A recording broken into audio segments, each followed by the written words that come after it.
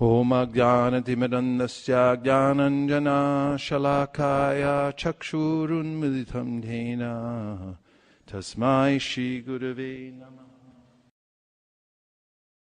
Welcome everyone to the grand opening of ISKCON of Silicon Valley, also known as ISV, which stands for ISKCON of Silicon Valley. It also stands for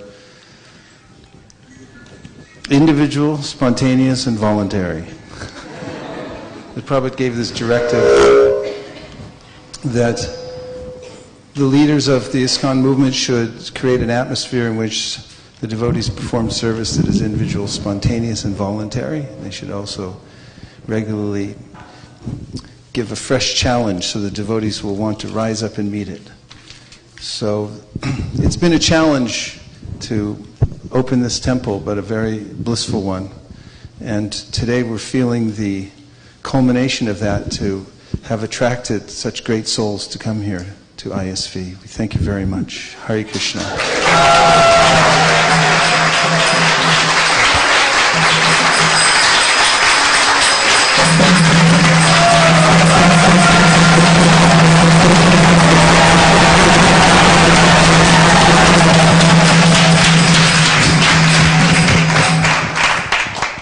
This entire project at ISV has been a long-term series of incremental improvements, looking every month to see what little thing we can fix and doing it at the time that everyone has, and it seems to add up over time, so we're going to keep doing it. And today and tomorrow we're celebrating this culmination of opening the new temple here in Mountain View, which Radhanath Maharaj noted was Giriraj Darshan.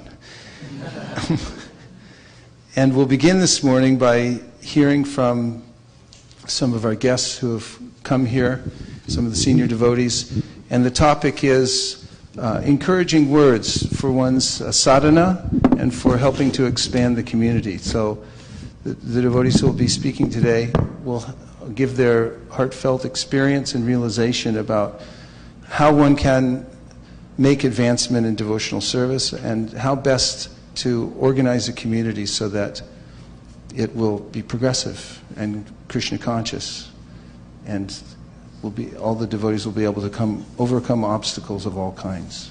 And this morning we have the great honor of welcoming one of the original devotees of ISKCON, Her Grace Malati Devi Dasi,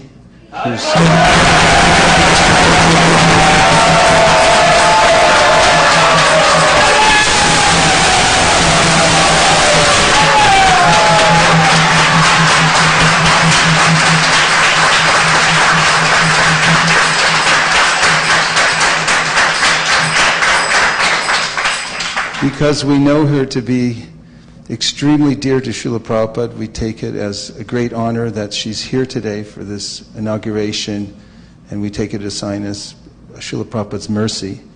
And now we invite Malati Devi Dasi, if someone will please set up the microphone for her, to give us a few words. And Nirkula, you'll have to work out what the timing is as we go forward, because I'm not even sure what time it is right now. How much time we have. So you what's that? We have till 10 o'clock. You have to 10 o'clock, so just a few minutes. So we'll have to divide the time accordingly, so maybe you can give signals and things like that. Don't worry, I don't take too much. You'll have it. Don't worry, Maya. We welcome Malati Devi Dasi.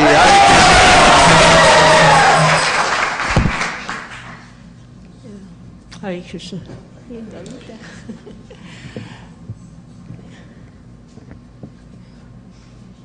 When I come to such a wonderful event as an opening of another wonderful ISKCON center on behalf of Srila Prabhupada to push forward the Sankirtan movement,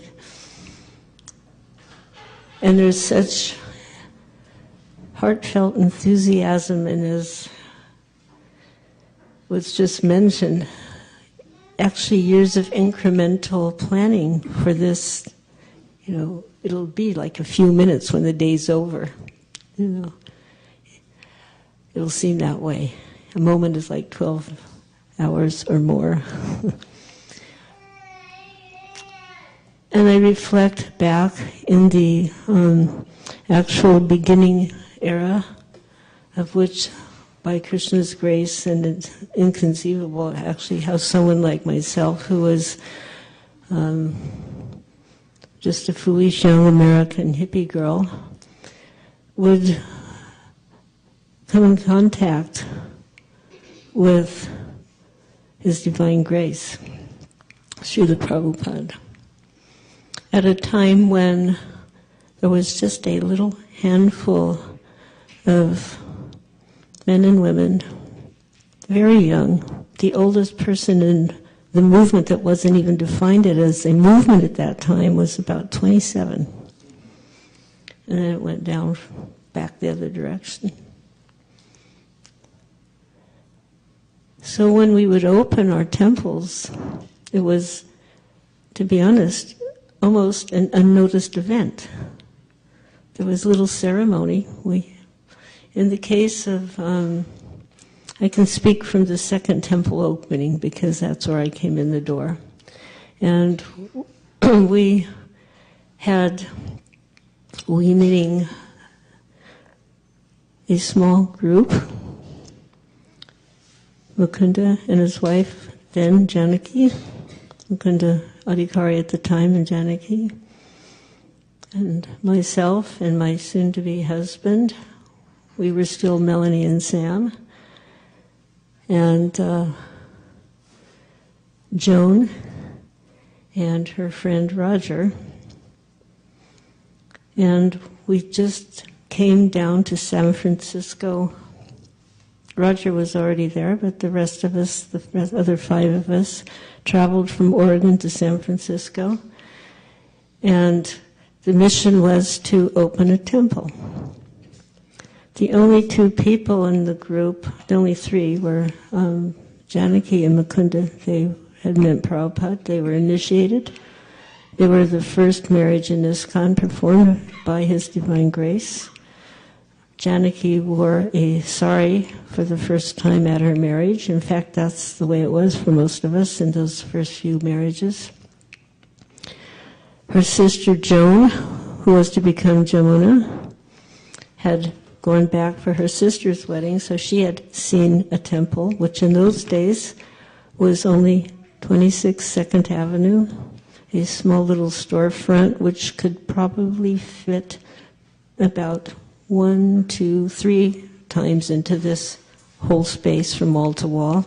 Not significantly large, but in our hearts and in our vision it was very big.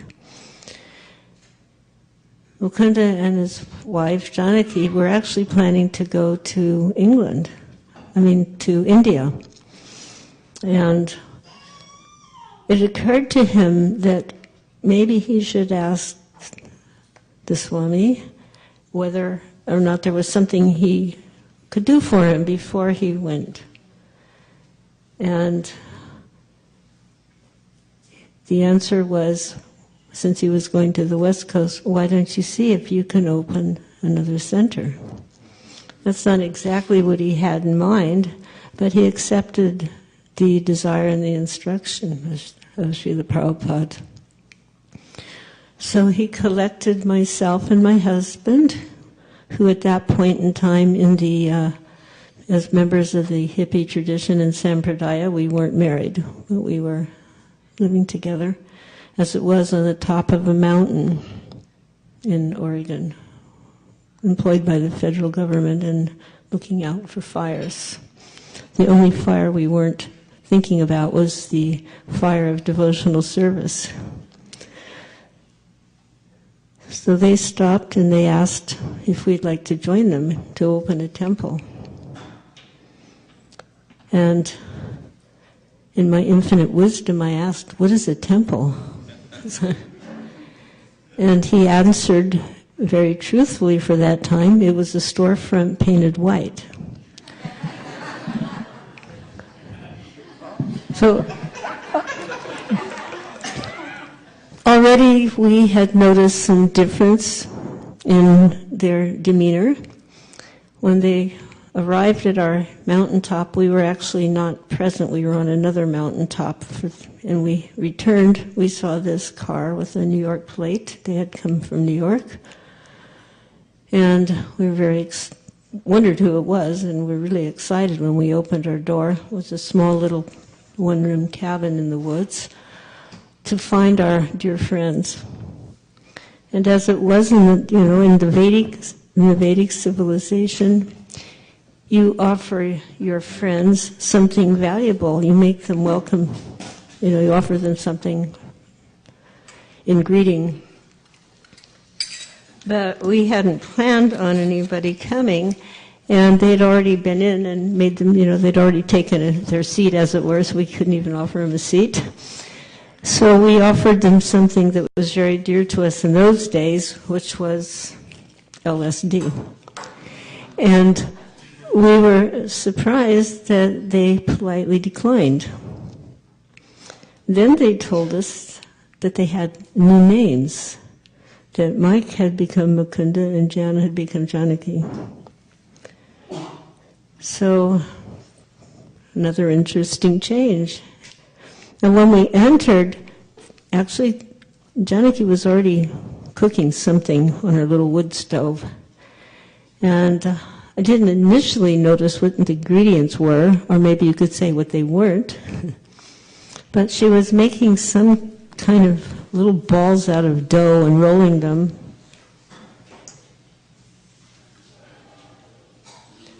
Giriraj Maharaj ki jai, Thakur Swami ki jai.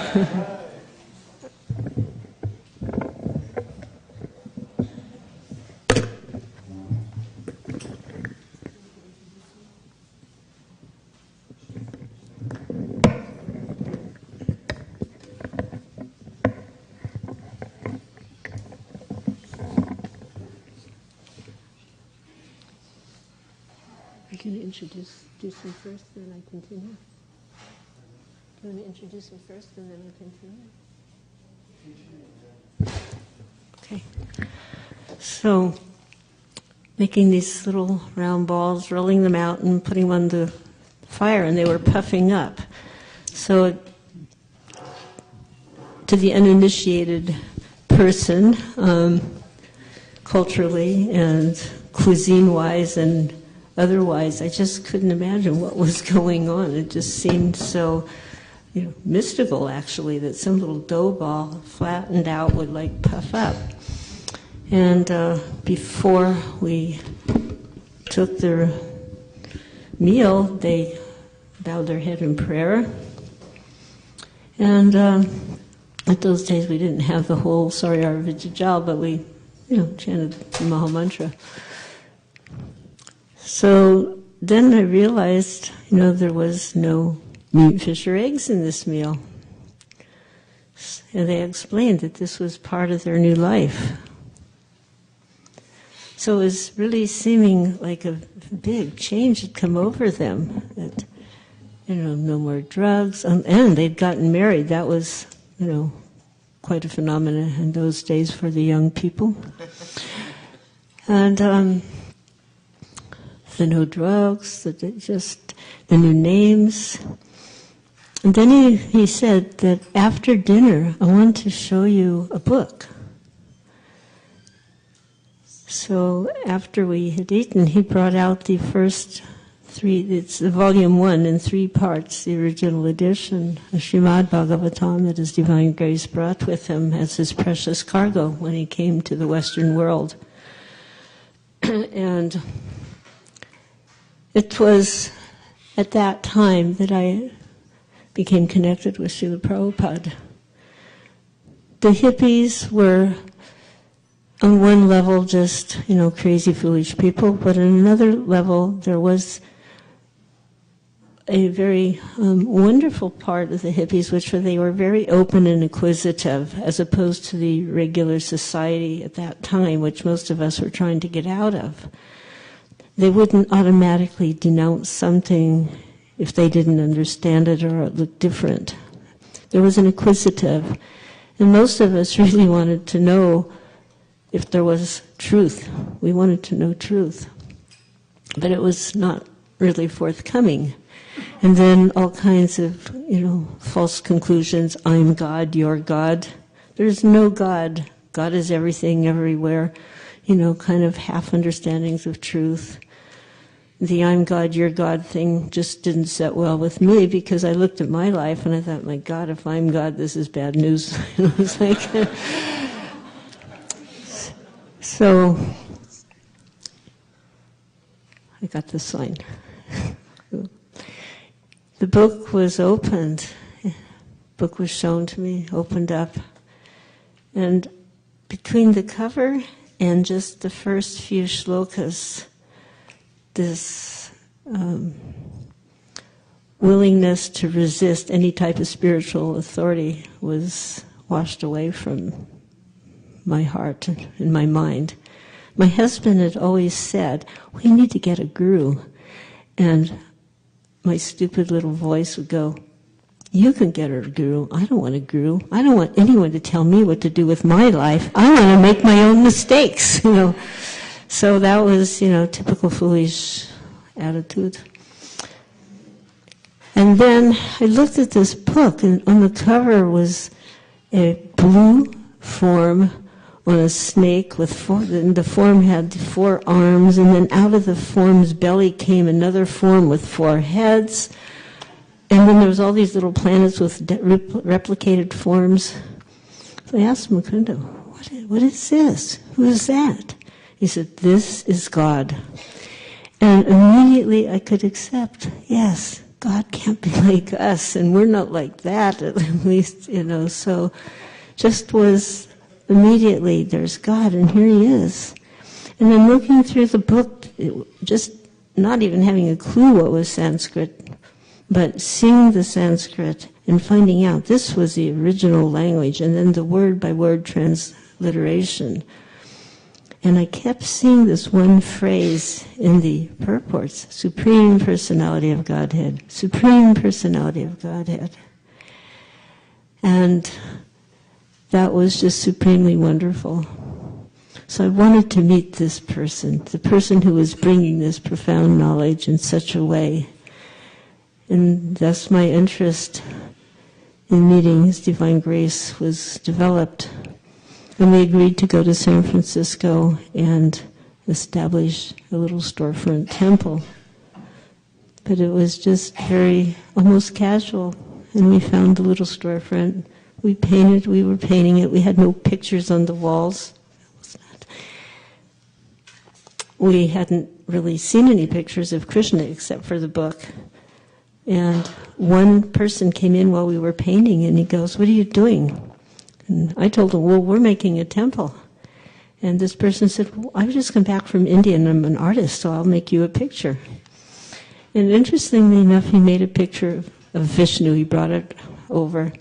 And it was 4 arms, that was all there, the blue hue. But it was Vishnu flying out of a volcano. He took a little artistic license. But that was our singular piece of art on the wall, along with a Moroccan prayer mat, which the Muslims use, but Shamsundar had been in Morocco practicing herbology, and he had that with him, so that was on the wall behind the dais where Srila Prabhupada would sit. We didn't use the word Vyasa sign in those days. It was just a very simple opening, and it wasn't even grand. It just, okay, we're finished, and we just started doing what we do, and then all of a sudden the grand opening was when Srila Prabhupada arrived. So here he has arrived, along with Radha Madan Mohan, Lord Gauranga Mahaprabhu, and Sri Nrsingadeva Lakshmi, and we're allowed entrance into this Vaikuntha atmosphere. Let us pray that the Vaikuntha atmosphere always remains in our heart, and we can joyfully pass it on to others. Hare Krishna.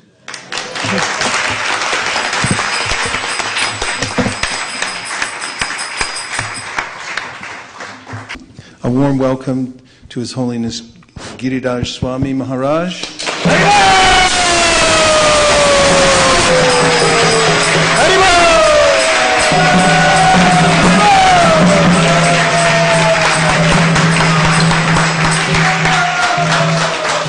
And to His Holiness Vatadvaj Swami Maharaj.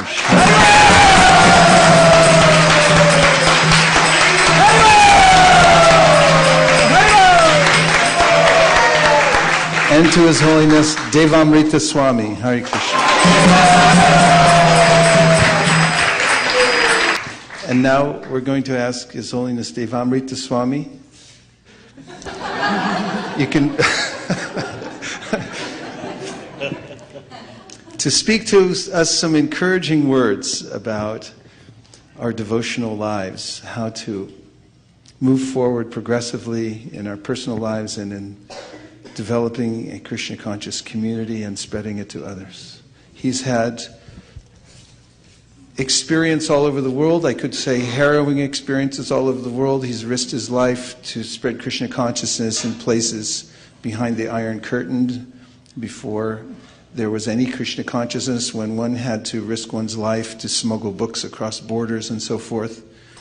And he's had success all over the world. He's much sought after in every part of the world and has developed communities, and most notably in New Zealand. There's a thriving community with innovative approaches to balancing the community and helping devotees in their spiritual lives and spreading Krishna consciousness in dynamic ways. He's been a well-wisher of ISV for many years and a personal mentor of mine, and we feel very honored to have His Holiness here today for the inauguration of this temple. Please welcome His Holiness Devamrita Swami.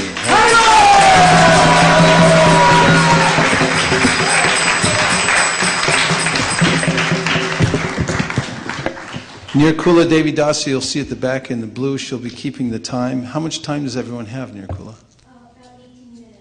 Oh.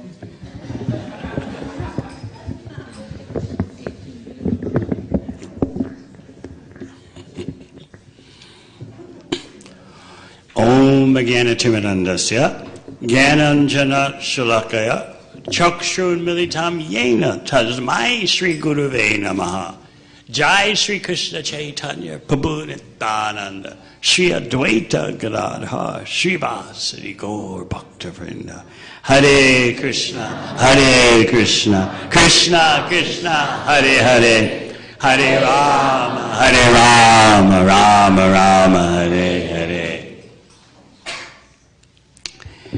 It is with particular satisfaction that I receive such an honor to address this world-famous enthusiastic bhakti community.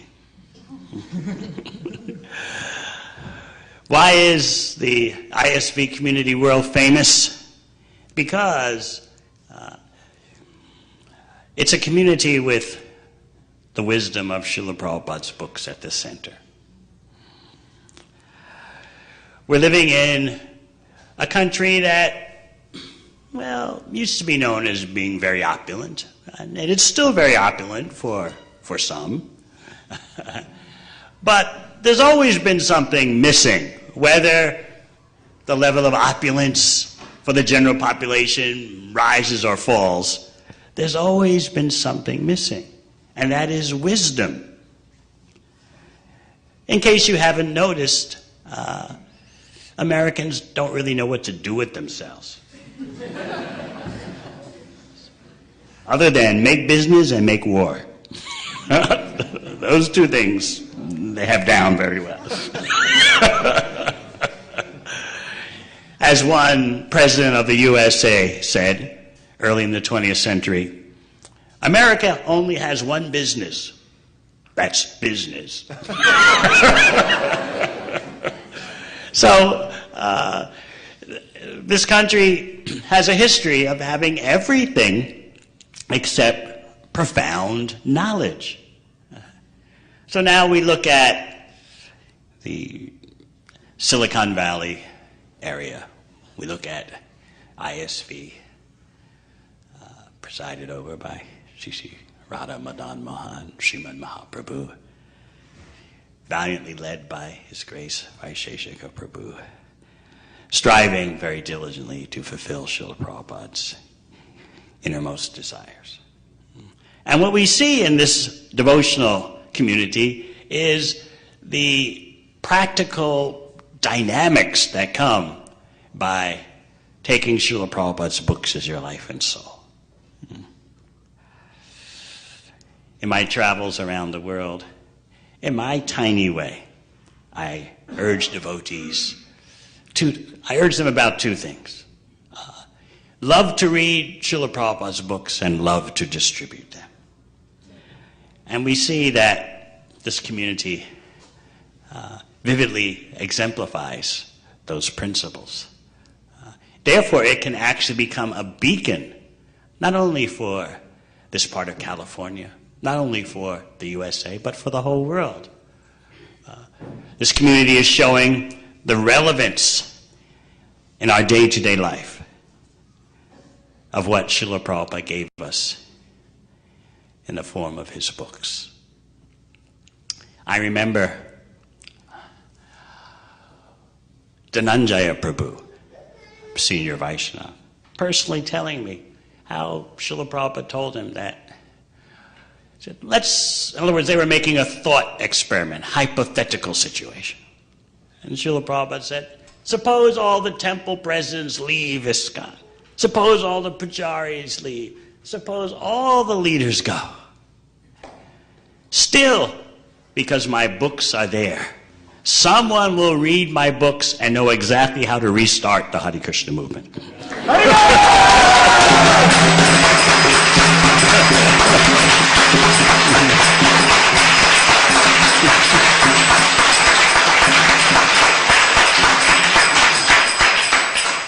Of course, we look at this thriving community and we see that not everyone's leaving.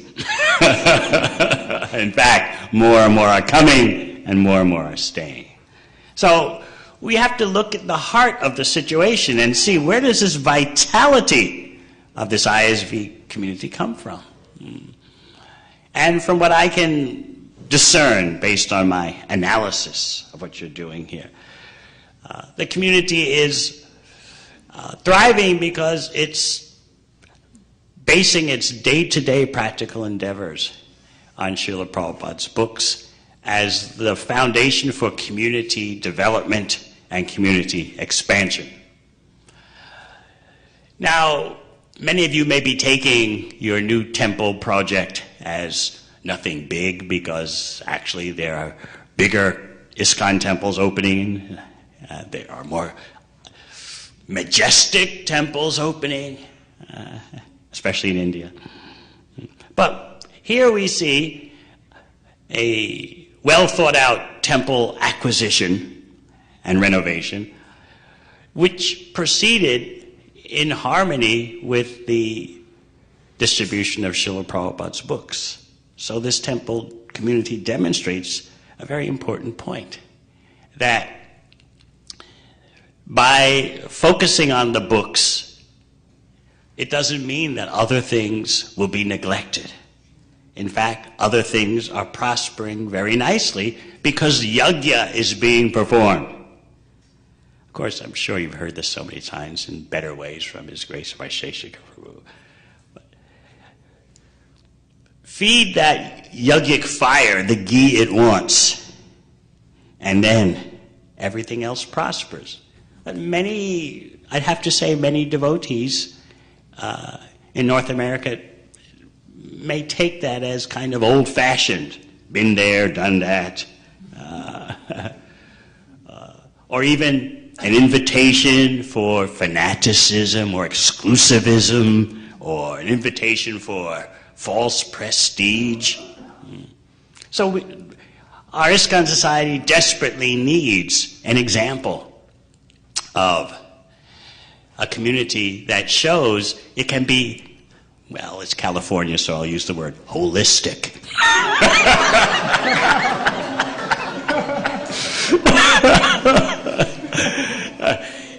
Encompassing all beneficial elements for fulfilling Srila Prabhupada's desire. So you see that the devotees are happy in this community. You see they're well cared for, they're well led, they're well fed. All that's going on with Srila Prabhupada's books as the foundation. So in other words, this ISV community is showing that a focus on Srila Prabhupada's books doesn't diminish the development of community spirit, devotee care, what to speak of, temple development. It's all going on here in a very balanced way. You're not racking up huge debts in order to show the world that your temple is the most majestic.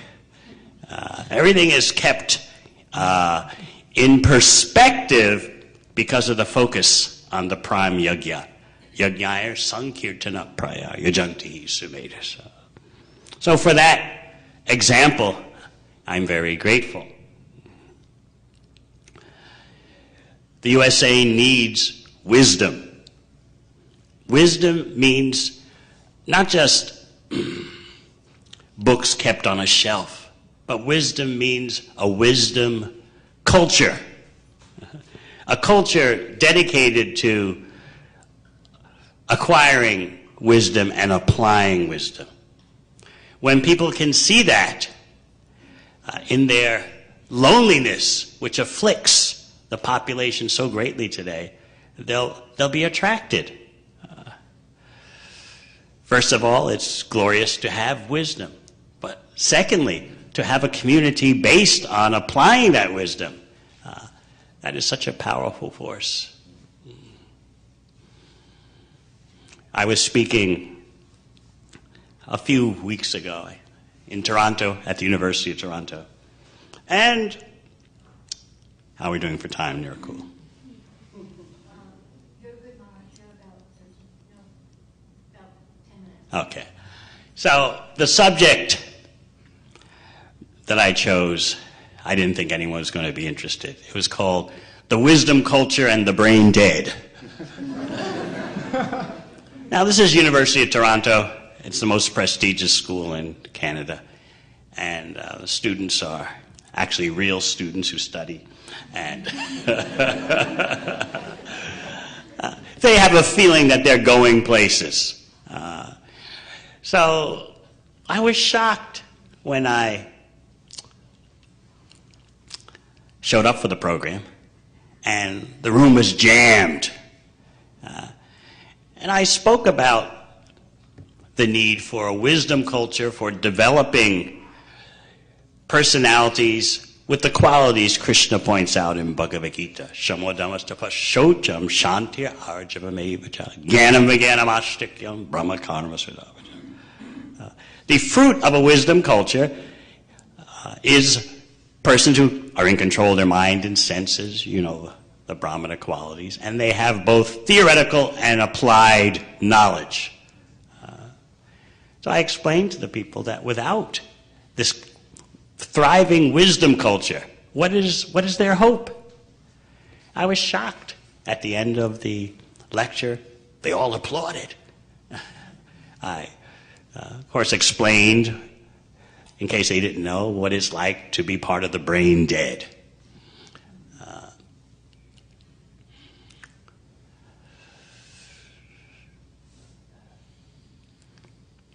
It's one thing to talk about that, but it's another thing to have a community to point to, which can exemplify what is a dynamic, thriving wisdom culture.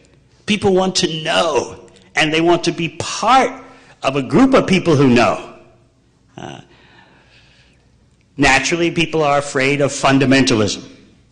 The Taliban, the fundamentalists, they say, we know, we know, we know. We shouldn't be intimidated by that because we actually have the merchandise. We have the product that can show people here is real knowledge, and what's more, we have a community based on that knowledge. I spoke briefly in the beginning about loneliness. In case you don't know the social statistics. And I know the Indian community is a bit different. They're about, let's say, 20 years behind the curve in terms of all the nectarian anartas of the USA. It's coming, though. Don't worry. It's coming. If not you, your children. So, people, sociologists point out, are more lonely than ever before. They have very few close friends outside of their immediate family. And even the immediate family is breaking apart. In case you don't know the social statistics, more American children live in a home with not their original parents there than do.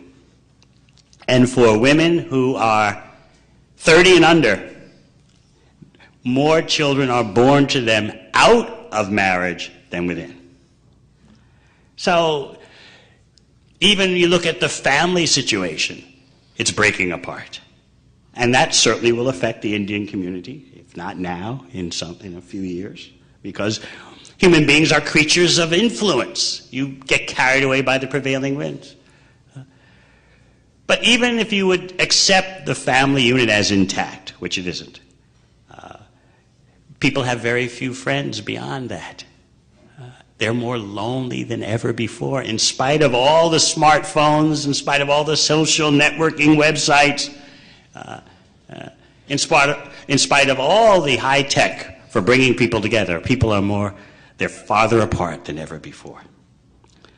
So this shows us the prime necessity for having a thriving bhakti community. And that community is not based on sentiment, although sentiment is important for human beings, but it's not the ultimate. The bedrock foundation of the community has to be the highest wisdom, the highest knowledge. And then let people see how that's practically being applied. I'm sure that if you continue to develop in this way, your community will continue to expand gloriously. And I'm particularly also indebted to this community for showing that Krishna consciousness doesn't have to be so intricate and mental. The soul wants to engage in devotional service. You have your motto, ISV, individual, spontaneity, voluntary. That's what the spirit soul wants. But people can't understand that until they see it. And the stronger the community is, providing people an example to see their real necessities, what they really want, the more people will benefit. So I thank you very much for exemplifying the glories of Srila Prabhupada's books and a community based on those books. This is the best thing for our devotees, and this is the best thing for the people in general. The development and spread of a wisdom culture. That's what the USA has lacked. You've seen a money culture. You've seen Silicon Valley high-tech culture. You've seen a war culture. But we haven't never in American history seen a wisdom culture. So you all are beginning that contribution. And this is what Srila Prabhupada wanted so strongly. So I thank you all very much. Hare Krishna.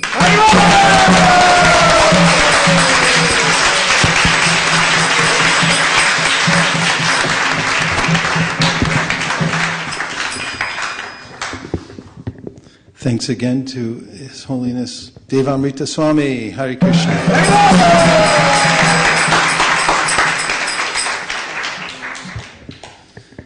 In baseball in America, we have the cleanup batter, they call it, who bats fourth, the last batter, in case the bases are loaded, and he can hit a grand slam. If that doesn't mean anything to you, don't worry. But Cricket. Cricket. Oh, unfortunately, I can't make a cricket analogy because I don't know anything about it. However, His Holiness Giriraj Swami, we've asked him, and he's requested to bat cleanup today. And Ritatvaj Swami Maharaj has asked to be the penultimate speaker, so he'll go right before Giriraj Swami Maharaj. So I'm going to make a few comments. Om Ajnanatimirandasya Jnananjana Shalakaya Chakshurun Militam Dena Tasmai Shri Gurave Namah. Jaya Shri Krishna Chaitanya Prabhu Nityananda Sri Advaita Gadadhara Shivasadi Gaura Bhaktavinda. Hare Krishna, Krishna Krishna, Hare Hare, Hare Rama, Rama Rama, Hare Hare, Gop Premanande Haribo. In the Damodar Leela, Mother Yashoda chases after baby Krishna to bind him with some rope, to protect him, basically, from running wild. And as she ties him up, or tries to tie him up, she notices that the rope is 2 inches too short. And she adds more rope, and it's still 2 inches too short. And her friends, neighboring friends, begin to add rope to her collection, and she includes that, and still the rope is 2 inches too short in tying Krishna. And finally Krishna agrees to be tied by the rope. And Vishwanath Chakravarti Thakur has said that when Krishna saw that Mother Yashoda was perspiring and he showed compassion on her, he allowed himself to be tied up. And therefore he notes that these 2 inches are significant. 1 inch means our personal endeavor, the perspiration, the hard work it takes to move forward in Krishna consciousness, to wake up every day and begin again, even though the mind has to be reset every morning. It's not the same mind it was the night before. And where did it all go? And from season to season, and from one calamity to the next, which is inevitable in the material world, because there are so many changing, shifting sands here, we're bound to run into all kinds of difficulties. One must go on with one's Krishna consciousness, and throughout the Bhagavad Gita, Krishna says that this is the hallmark of an advanced devotee, that despite the changing seasons and the changing mind, one goes on with devotional service. This requires perspiration, difficult, a struggle at some times. And when Krishna sees that's there, he also gives his mercy. And we've seen that in the development of this community. Every day there's some challenge, every week there's some challenge, every month there's some challenge, but it's a blissful challenge because we know that we're properly aligned. We're doing our work as a dedication to our founder Acharya, His Divine Grace A.C. Bhaktivedanta Swami Prabhupada. So it's all worth it. And we feel in that also the how Krishna's meeting us, that other inch. And constantly, as we give our endeavor, he comes forward to show us something miraculous that we never saw before, and we didn't know where it came from. And therefore, the whole process of Krishna consciousness and developing together as a community has been miraculous and amazing at every step, albeit a struggle at some times because of the nature of this world, the nature of the mind, and the nature of social intercourse, the very fact that we have to work together. It's much easier just to work by yourself or do something independently.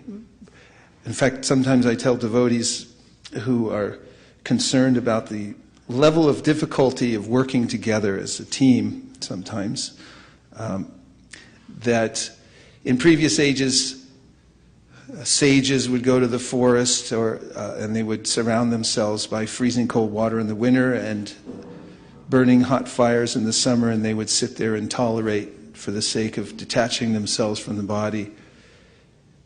But I say in this day and age, as is our mandate, cooperating for the sake of pushing on the Sankirtan movement is a much more difficult austerity sometimes than sitting in cold water or sitting in fire. But a necessary one, because it is the mandate of our previous acharyas to somehow or other find unity and diversity and to cooperate together for the movement, for the sake of the movement. And I've been particularly interested lately in noticing how much Prabhupada emphasizes the Sankirtan movement. And movement means somebody has to move. And it means that there's work to be done. And within that, there's advancement in devotional service. The hard work that it takes to spread the Krishna consciousness movement, to work together, to place orders for books, this whole exercise of building this temple, in fact, even finding the temple after looking at maybe 100 places. Is that exaggeration? A little bit of exaggeration. Okay, 72. And worrying about each one of them. Every one of them was a concern because is it big enough? Does it have the right things? It's way too expensive. We don't have the money. Where's the money going to come from? And so forth. These things led to lots and lots of conversations, sleepless nights, and so forth. How did it all happen? Because we stuck together and we kept trying. This is what a movement is made up of, devotees who stick together and they keep trying for the sake of the movement. And within that, there's advancement in devotional service internally, miraculously. In the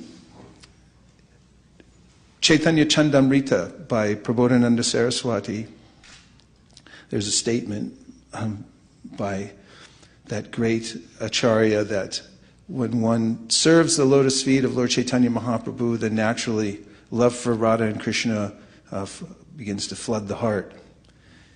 And in Bhaktivinoda Thakur's song, Doyal Nitya Chaitanya Bole Nachare Armar Man, he says, Eshe Brindaban Radhe Sham Bhabe Darshan.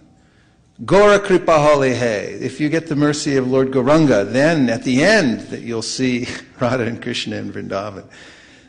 And Prabhupada says that in a commentary to one of Narottam Das Thakur's songs, that if one dives in the ocean of the pastimes of Chaitanya Mahaprabhu, which he exemplified by his hard work of starting the Krishna consciousness movement, then one will emerge on the shore of the pastimes of Radha and Krishna in Vrindavan. So this working together for the sake of the movement leads to higher stages of devotion. It leads to Vrindavan. It is the path of success, as exemplified by Srila Prabhupada. And also, the forming of a community was shown by Srila Madhavendra Puri.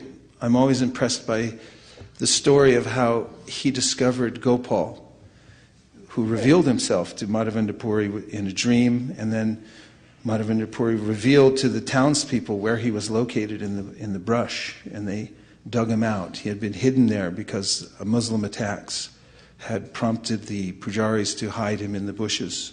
And when he was brought out and the worship started, then people came forward and offered a place for him to stay. Pujaris emerged from Bengal, and he employed them in worshiping the deity. Everyone wanted to offer something for the deity. Very soon a magnificent temple had emerged, and it was built around Sri Gopal. And I see that in the building of our community, that as we faithfully try to follow the instructions of Srila Prabhupada to spread the Krishna consciousness movement, at the same time maintain the Panchatrika Vidhi, which he also emphasized. He did both. He said, spread Krishna consciousness and have deity worship. And the two together, he said, are like tracks that a train runs on. And as we do that, we see so many facilities coming forward by Krishna's arrangement, and we can't do anything else but depend on him for these types of things. It's not a normal type of business. And we see in the life of Srila Prabhupada, this is also fascinating to me, how movements start. What is it that starts a movement? Somebody has to be really motivated within the heart to make it go, because it starts with one person who has an intense desire. And it's like a little fire that jumps and catches and then grows. And from the heart of Srila Prabhupada, who was determined to spread the Krishna consciousness movement, and came to America and went by himself shop to shop to present his books, and went to the park by himself to sit down and chant, and who said later that, I didn't go to the Thompson Square Park to attract a crowd, I went to glorify Krishna. And look at the result. It was the emanation from his heart, that's intense and sincere desire to fulfill the order of a spiritual master, which conflagrated and which caught on. That's what caught on, and that's what catches on. It has to be the desire within the heart of the devotee that becomes externalized and spreads. So, more than anything, what's required is integrity. Required for what? For advancement in spiritual life, and for the advancement of a community, as a community is made up of individuals, and we depend on one another so much. In fact, we've felt the heartbreak of times when devotees in our community have separated from the community, and then we all feel it. It's a heavy-heartedness when someone's faith goes in a different direction. And at the same time, we're nourished by the devotees that we see coming to do their service day in and day out because of their sincere and intense faith within their heart. And to maintain such steadiness, which is the hallmark of an advanced devotee, verifiable hallmark of and symptom of an advanced devotee. There are many symptoms which are not verifiable, but steadiness requires integrity, which means that each devotee is responsible within him or herself to maintain an impeccable standard of devotional service, particularly 4 regulative principles, chanting of 16 rounds with an eagerness to pay close attention to the holy name, and to fortify the intelligence on a daily basis by hearing from Srila Prabhupada's books. That's what actually makes a community, and that's what makes a movement. Because the movement in Krishna consciousness is based on Ananda. Radhanath Maharaj once told me, when I was venting to him about the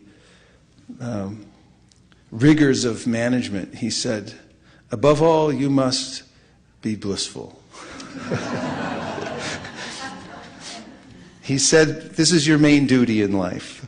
As a manager, you must remain blissful, because he said our movement runs on Ananda. This is what it runs on. It runs on Ananda. And one tiny little trace of Ananda can spread, and vice versa. Some faith diverted or lack of integrity also can infect others.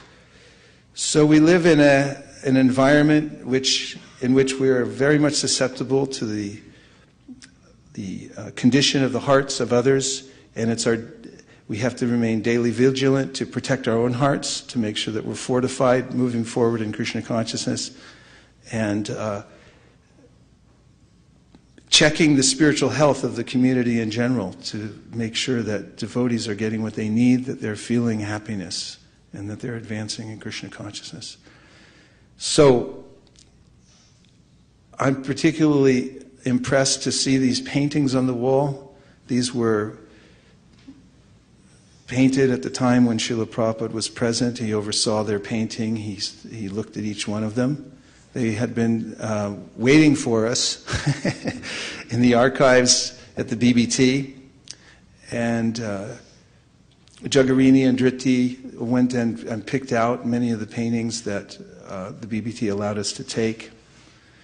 And I'm particularly impressed because it makes me feel as if Prabhupada is blessing us and this entire project, and Krishna is blessing this entire project by manifesting in these forms and many other forms, but this is very representative of the feeling of this temple, how it's all coming together by the mercy of the Vaishnavas and based on the sincere desire and integrity within the heart of all the devotees in the community. So I thank everyone here who's given their life, who has sacrificed to see the progress of this temple. And I thank all the visiting Vaishnavas in whom we see the reflection of our work. And when we see the smiles on your faces and hear the words of encouragement coming from you, we feel so satisfied that we've been able to stay here and participate in the Sankirtan movement and attract your attention and your association. And we thank you deeply for that. Go Premanande Haribo!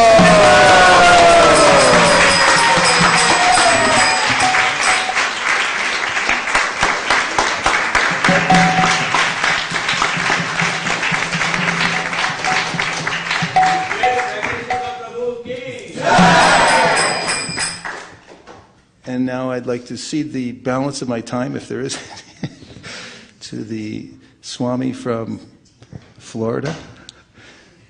Ritatvaj Swami Maharaj is a world preacher. He's had many successful projects, including being one of the founding fathers of the Gainesville project, which is notably one of the most progressive and successful projects in ISKCON. He's also had extensive experience with training the youth of ISKCON, something which requires, in my opinion, great concentration and austerity, but he seemed to do it with great ease and enthusiasm, and who now preaches all over the world in China, and is, I'm very happy to know is one of my close friends. Please welcome His Holiness Ritatvaj Swami. Hare Krishna.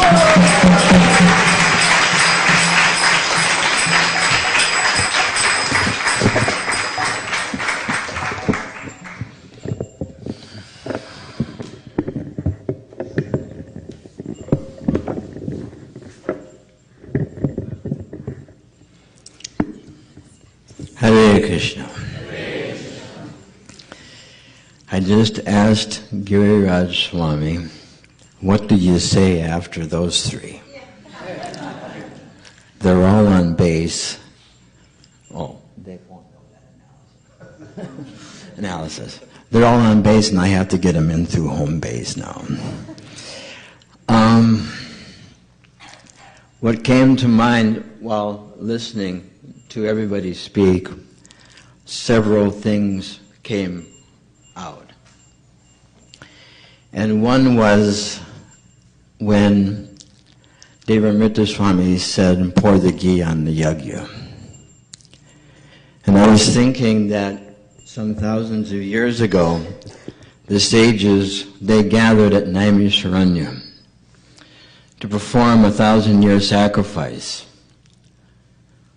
not to get Mahaprasad, but for the benefit of the whole universe, what to speak of themselves and the place where they were staying. But they did this yajna for the benefit of the whole universe, and coming into here makes me feel like I'm amongst the sages of Naimisharanya who have gathered together all the paraphernalia necessary to perform not only a 1,000-year yajna, but a 10,000-year yajna, to glorify and to promote, I would say promote and glorify the glories of Srila Prabhupada and Lord Chaitanya Mahaprabhu. And I was thinking the yajna, they have the head priest. We have the head of the community here, our dear friend, and his wife, who always takes good care of us. And they teach how to chant the mantra. Excuse me, sir, are you coming in or going out? How do you say it now, Vice? Hi. Hi, how are you? I'm from San Francisco. Where are you from? This is the new mantra for yajna. And when you put the book in the hand, it's swaha.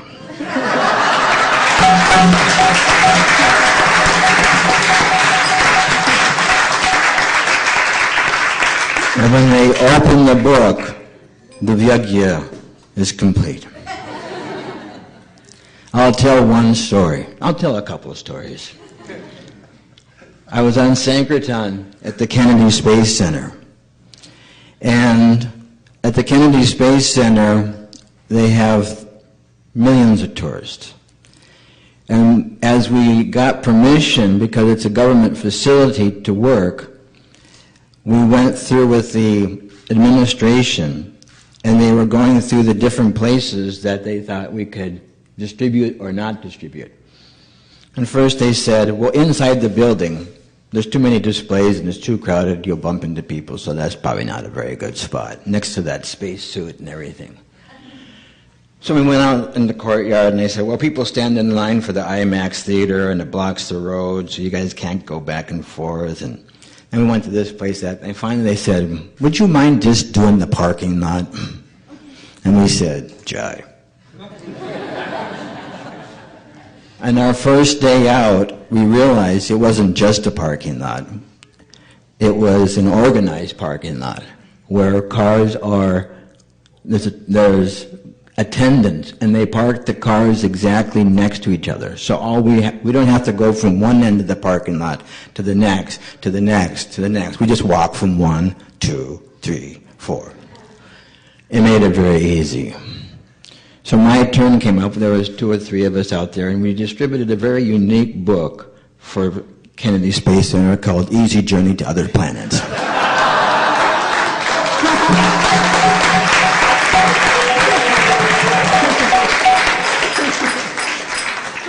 So my turn came up, and a car from Georgia came up, and it was a brand new, top-of-the-line, black Mercedes-Benz with a Georgia license plate on it. And a gentleman comes out, and his wife gets out, and the 2 kids get out. And I go, welcome to the Space Coast. And the guy looks at me, and he goes, you're here too?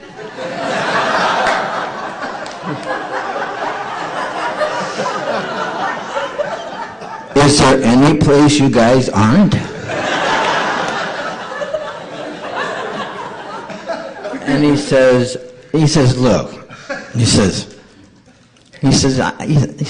I understand. He says, I'm a businessman. I go to airport, and I bought a few of your books. But I'm on vacation today with my wife and family. Can you just give me a little slack? And I said, sure. I said, I really appreciate the fact that you've got some of our books. This is really an important part of your life. You just may not realize it yet. But I said, I hope you have a really nice day at the Space Center. And he goes, well, thank you. And I said, sure, I'd like to tell you one story before I go, if you wouldn't mind. He goes, well, okay. I said, well, there was a guy just like you. There's a story in the Pranjana story where it begins, Raja Rajan, O king, once there was a king, kind of like you, who was killing animals and doing, it starts out like that, Once there was a king, and it tells a story to King Prachinabarita about King Pranjana. So I said, there was a man just like you with his family, and he was over on that side of the parking lot, and he was walking from there to the building, and he fell down with a heart attack, and he died. And the man looked at me, and he said, I understand. I'll take the book.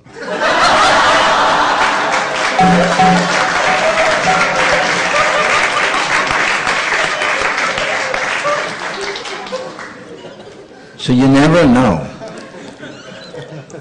I was sweating, so the perspiration was there, because it was hot in Florida.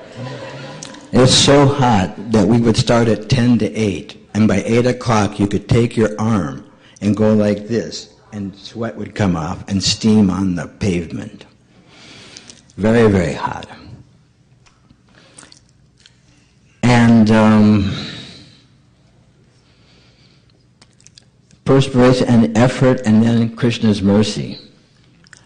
Because later on, one day, at that same space center, a lady came out in tears. And she said, I said, what you doing? What's wrong? Because she was sitting there and she came over to me and she was crying. And I said, what's wrong? She said, now I know why I came to the Kennedy Space Center. She said, I sat in there while my family did everything, and I read this book. Because we would give, once they got the easy journey out of the planet, then comes out coming back, then comes out your Prasthana Yoga, then comes out Bhagavad Gita, depending on how far you can take them. And she got them all. And she was in there reading the whole day, and she said, you made my vacation perfect. Thank you for coming out.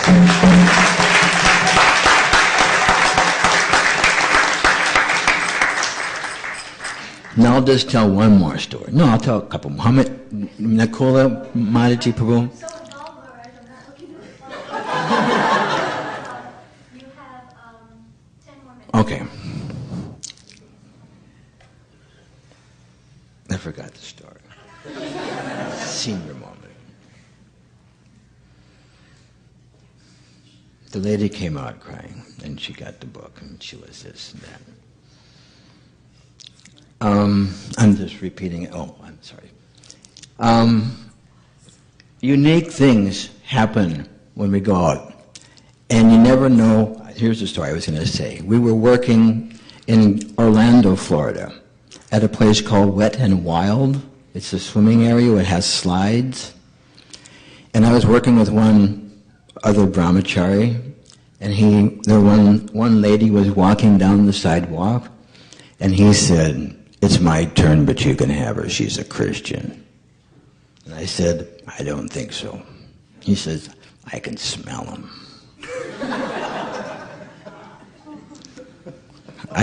He said, if she takes a book, I'll get on my hands and knees and kiss the ground.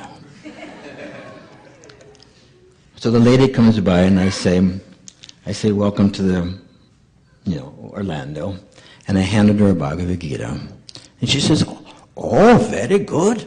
She was from foreign country, Europe somewhere. I've heard of this book before. And she gives me $15.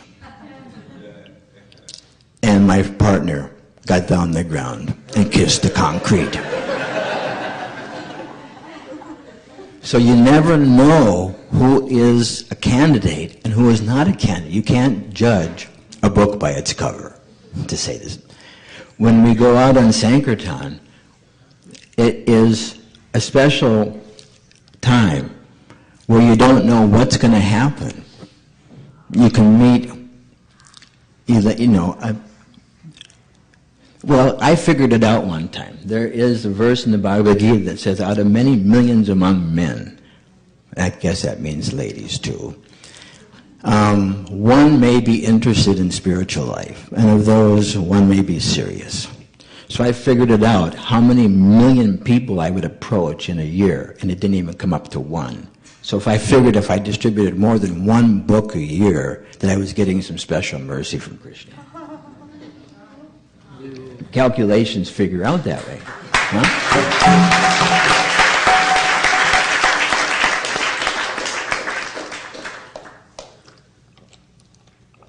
What do they say? You take one step towards Krishna, and he takes 100 steps towards you. Something like that. It started as 2, but you needed extra mercy for it.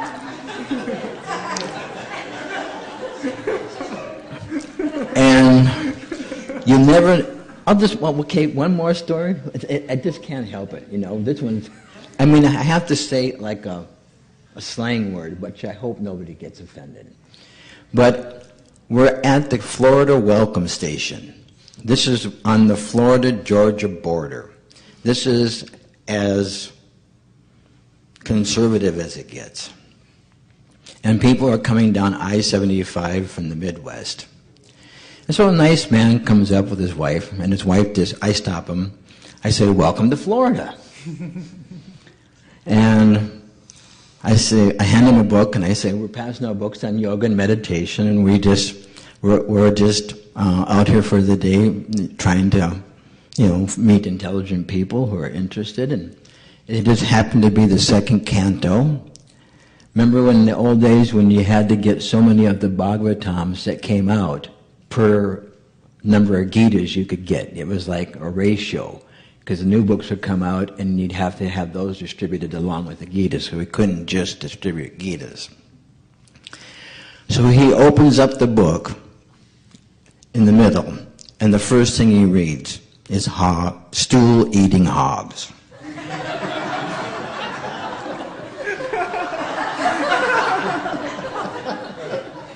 And he reads it out loud to me. He goes, "Stool-eating hogs." And I just told him it was on yoga and meditation.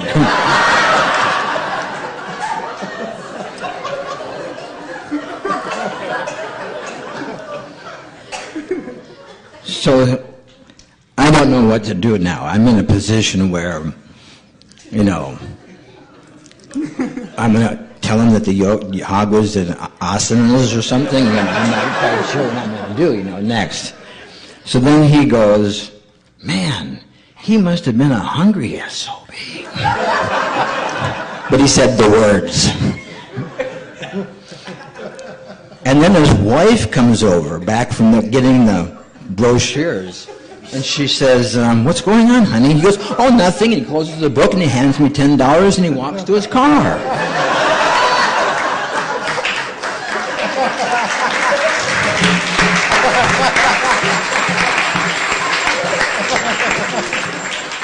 He had to find out how that hog that was eating stool was doing yoga and what kind of meditation that hog was doing.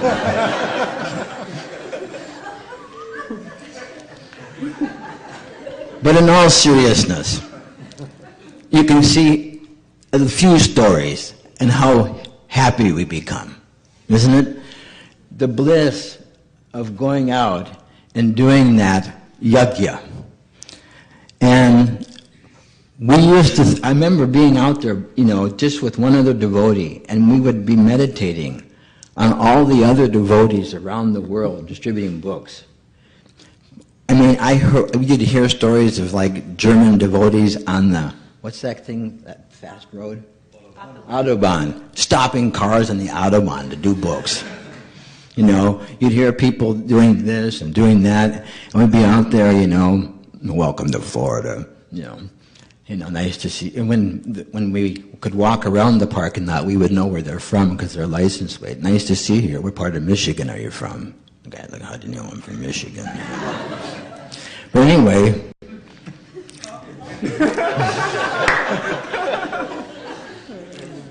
mystic powers only. How many minutes? 2? Okay. So I have 2 minutes left, so one point I got from Vaisesika Prabhu, His Grace, was that the cooperation that this community put together to make this work it's outstanding. And in 1976, at Vrindavan, the devotees all went out in different groups during the festival, in different groups of Naga Sankirtan in different areas. And our temple president was with one group, and he came back a little early because he was a temple president. He could go into Prabhupada's room. And Prabhupada was sitting there with 1 or 2 people, and he looked at him, and he said, "I know you're not used to this type of life, but no matter how intolerant it becomes, please tolerate."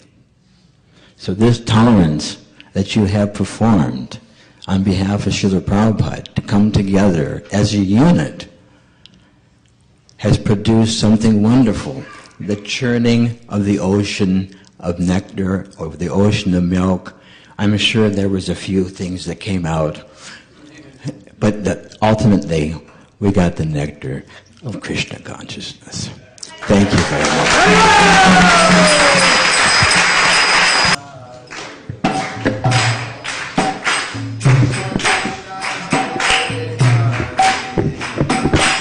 Hare Rama, Hare Rama, Rama Rama, Hare Hare.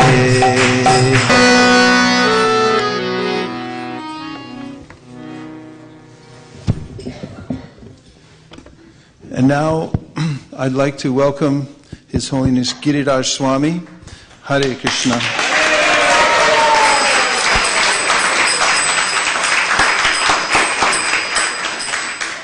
One of the pioneers of the International Society for Krishna Consciousness, especially most notably in India, where he performed great austerity and sacrifice, unbelievable sacrifice to open the Juhu Center by Prabhupada's desire, and who is notably very, very dear to Srila Prabhupada, and is notably dear to devotees all over the world, and is one of the great treasures of our movement. We feel very fortunate that he lives in California and that he shows us favor by coming here on somewhat of a regular basis.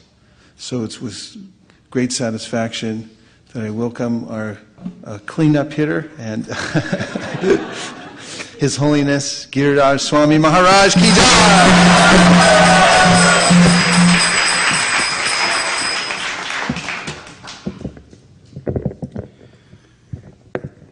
Thank you, Vaisesika Prabhu, for that encouraging introduction and for this encouraging community and all the encouraging developments here. I don't know how important it is that I'm the cleanup hitter because there's no one on base. All the three batters before me hit the ball out of the park. It's already there. Anyway. So when I took my seat, His Holiness Ratatvija Swami asked me if I had had any realizations in my little excursion. And as a matter of fact, I did. I don't know how many of you have used the facilities here, but when I was using them, I heard the beautiful kirtan that Vaisesika Prabhu was leading here in the temple room. And the sound system was excellent. Yeah, I'm always very concerned about the sound systems because Shabda, our whole process, is sound. And it was so good. And I thought, wow, even here, Vaisesika Prabhu's protecting me. I can't fall in. I mean, of all places, that's the place to fall into the bodily concept of life. But even there, Vaisesika Prabhu was protecting me. The holy name was protecting me. And it was very clean. And in India, and especially in Bombay, I would meet very big people in the material world. And one of them was D.P. Mandalia. He was he was like the prime minister of the Birla Empire. And he was the most highly paid employee in the world. Yeah. Just ahead of Robert McNamara, who was the, I guess, something in General Motors. And he told me that the first thing he did when he went to any Birla factory was to walk into the workers' bathroom. And he said by seeing how clean the workers' bathroom was, he could understand how the whole management was going on. So far, so good.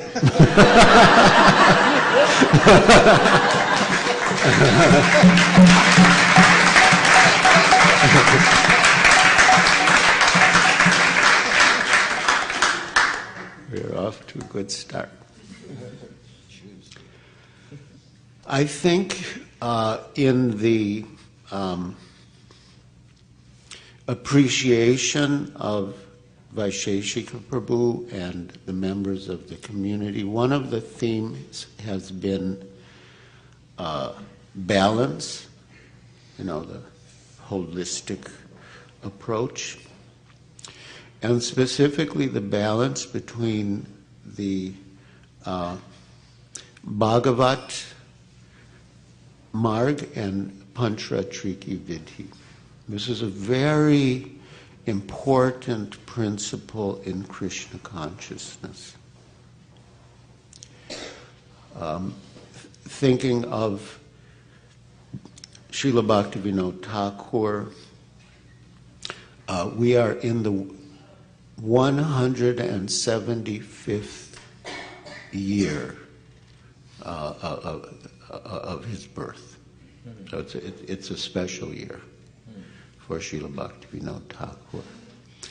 And how Srila Prabhupada took up his instructions and through Srila Bhaktisiddhanta Saraswati Thakur.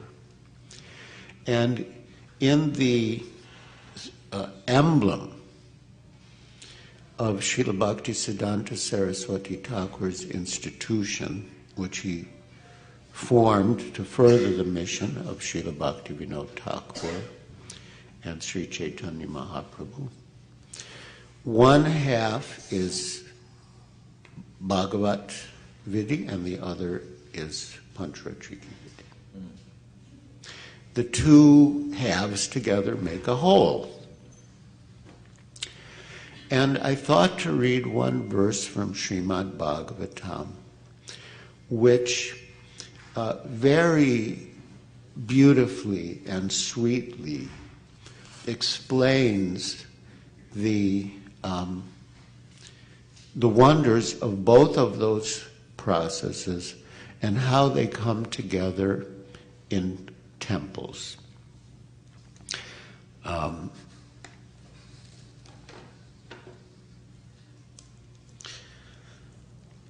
For the sake of time, I'll just read the verse once myself. This is Srimad Bhagavatam, Canto 3, Chapter 25. The Glories of Devotional Service. Text 35. Pashyanti te me ruchiranyam basanta prasanna vaktrarunalochanani Rupani divyani varapradani sakam vacham sprihaniyam vadanti. O my mother,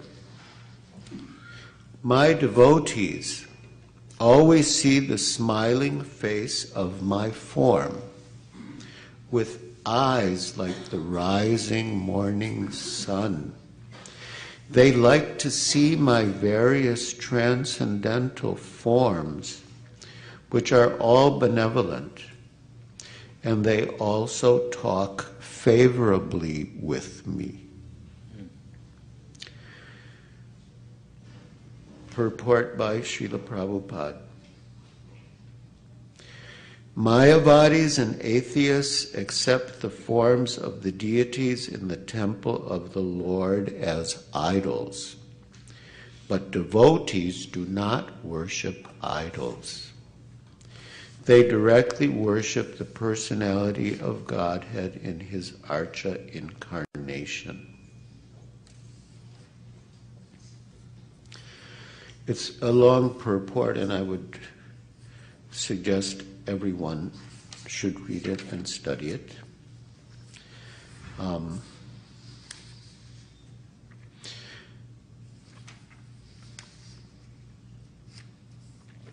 Then the next verse, 36.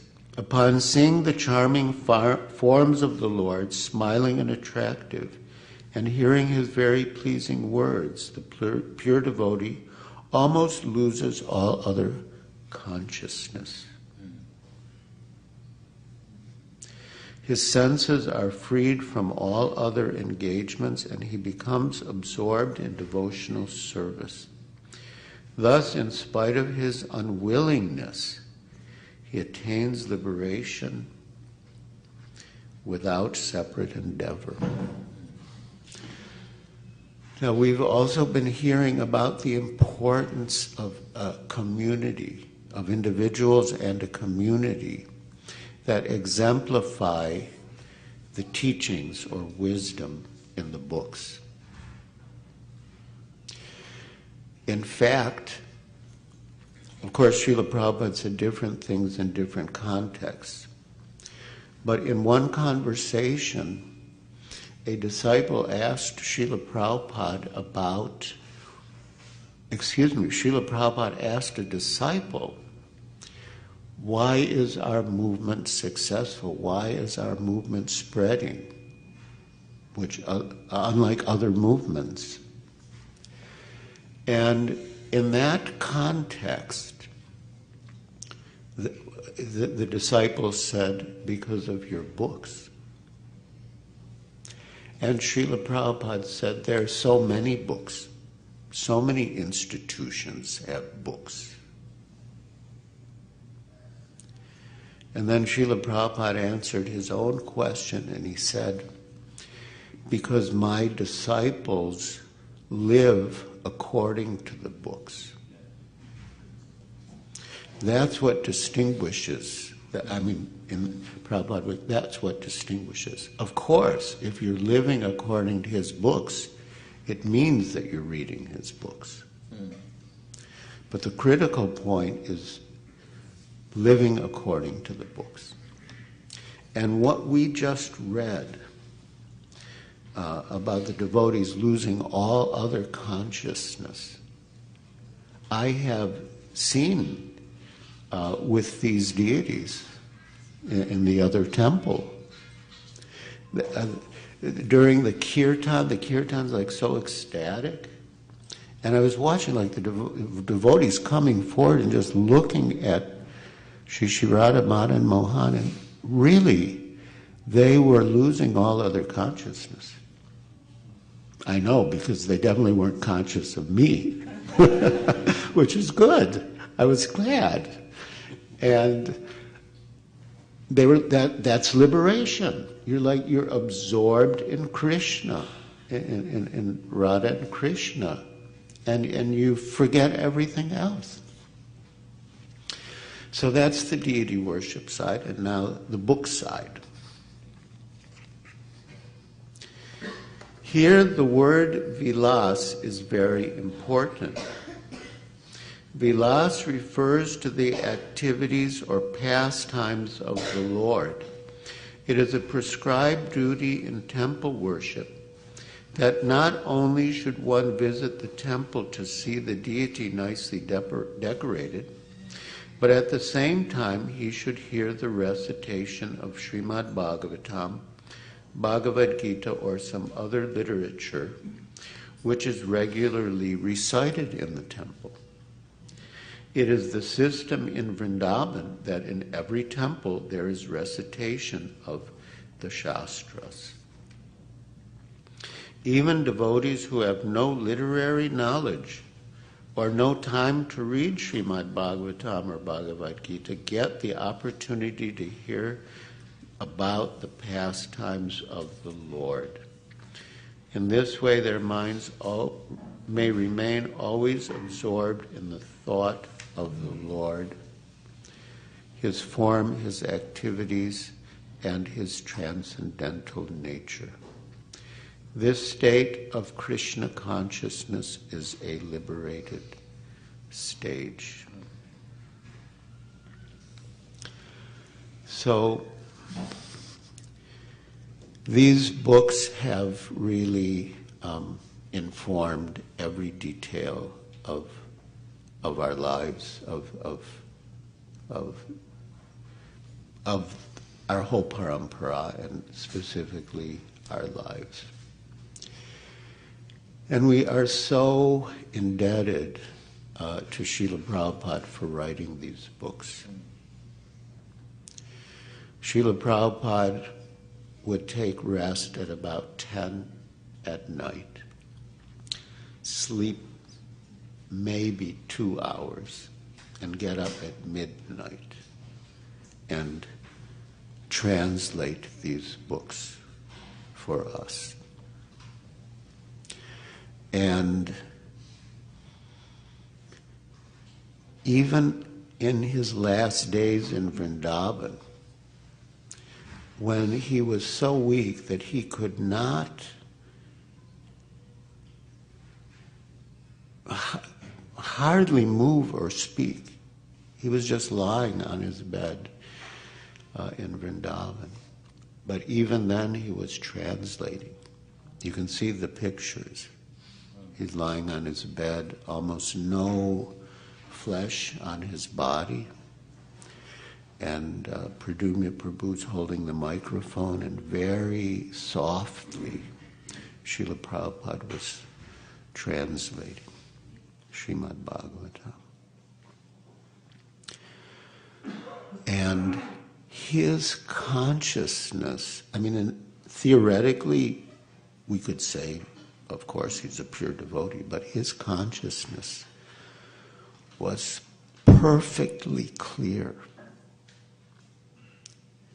The purports that he dictated to, and I'm so happy here to see the picture of Lord Brahma offering respects to little Krishna, because that pastime was the last chapter that Srila Prabhupada translated. And such perfect consciousness, those purports are extraordinary.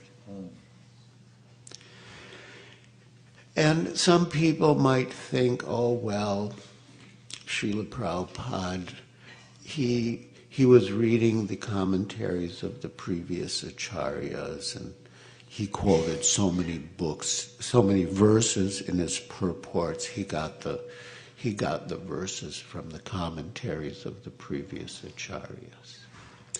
And that could be true, that's our system. But when Srila Prabhupada was translating at the end, he didn't have any books to refer to. And his purports are full of references to verses from other scriptures. So it was all inside of him. And when we think of the trouble that he took to translate these books, and of course publish them with help and get them distributed, we must want to absorb that knowledge. And it's not just knowledge, it's love. That was Prabhupada's love for us, that he was getting up after 2 hours and translating, hardly sleeping. There was a sort of humorous incident that took place In Prabhupada's last months in Juhu, we had a member of parliament was arranging for a meeting between Srila Prabhupada and the newly elected Prime Minister of India, Maharajas Dasa. And and Maharajas Dasa was visiting Bombay. He had an apartment on Marine Drive in Bombay. And we had a friend who was a member of parliament arranging the meeting. And Srila Prabhupada said that he would meet the Prime Minister, but that the Prime Minister should come to Juhu to meet him. Srila Prabhupada said, I'm not proud that he has to come to me. I won't go to him. But unless the Prime Minister had the proper attitude of respect, the meeting would be useless. And he felt that if the Prime Minister took the trouble and made the trip to Juhu to meet him, it would show that he had the proper attitude. So we were waiting for the Member of Parliament to confirm it. And finally the phone call came at almost 11 o'clock at night. I was waiting for the call. And he said that the Prime Minister was very busy. His schedule was very tight. He would meet Prabhupada, but only at his place. So I went up to Srila Prabhupada's new quarters in the tower at Juhu. And I didn't know what to do, so I just sort of snuck around to the far door, and Srila Prabhupada was awake at the table with his dictaphone, translating. And he saw me, and he motioned, so I came. And he said that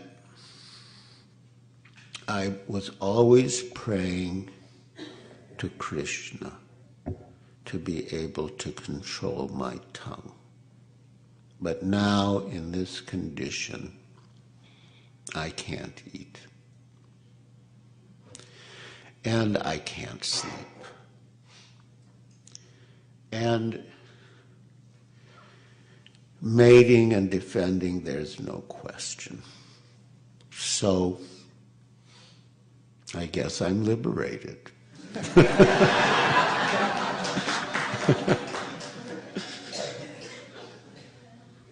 And he was, and by this process, we can also become liberated. I shouldn't say become, I think you all are already liberated.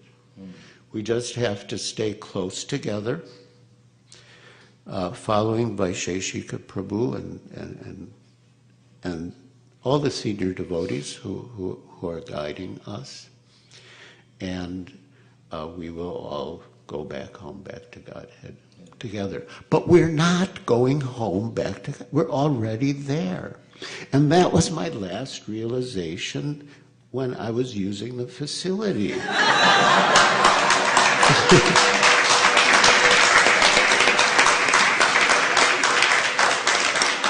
Because Srila Prabhupada said that this material world is like a stool house. You should do your business and get out. But listening to Vaisesika Prabhu's beautiful kirtan, I thought it doesn't matter whether I'm there or here. It's the same. So we're already there. We're already back to Godhead. We're already liberated by Srila Prabhupada's and our Parampara's grace. Hare Krishna.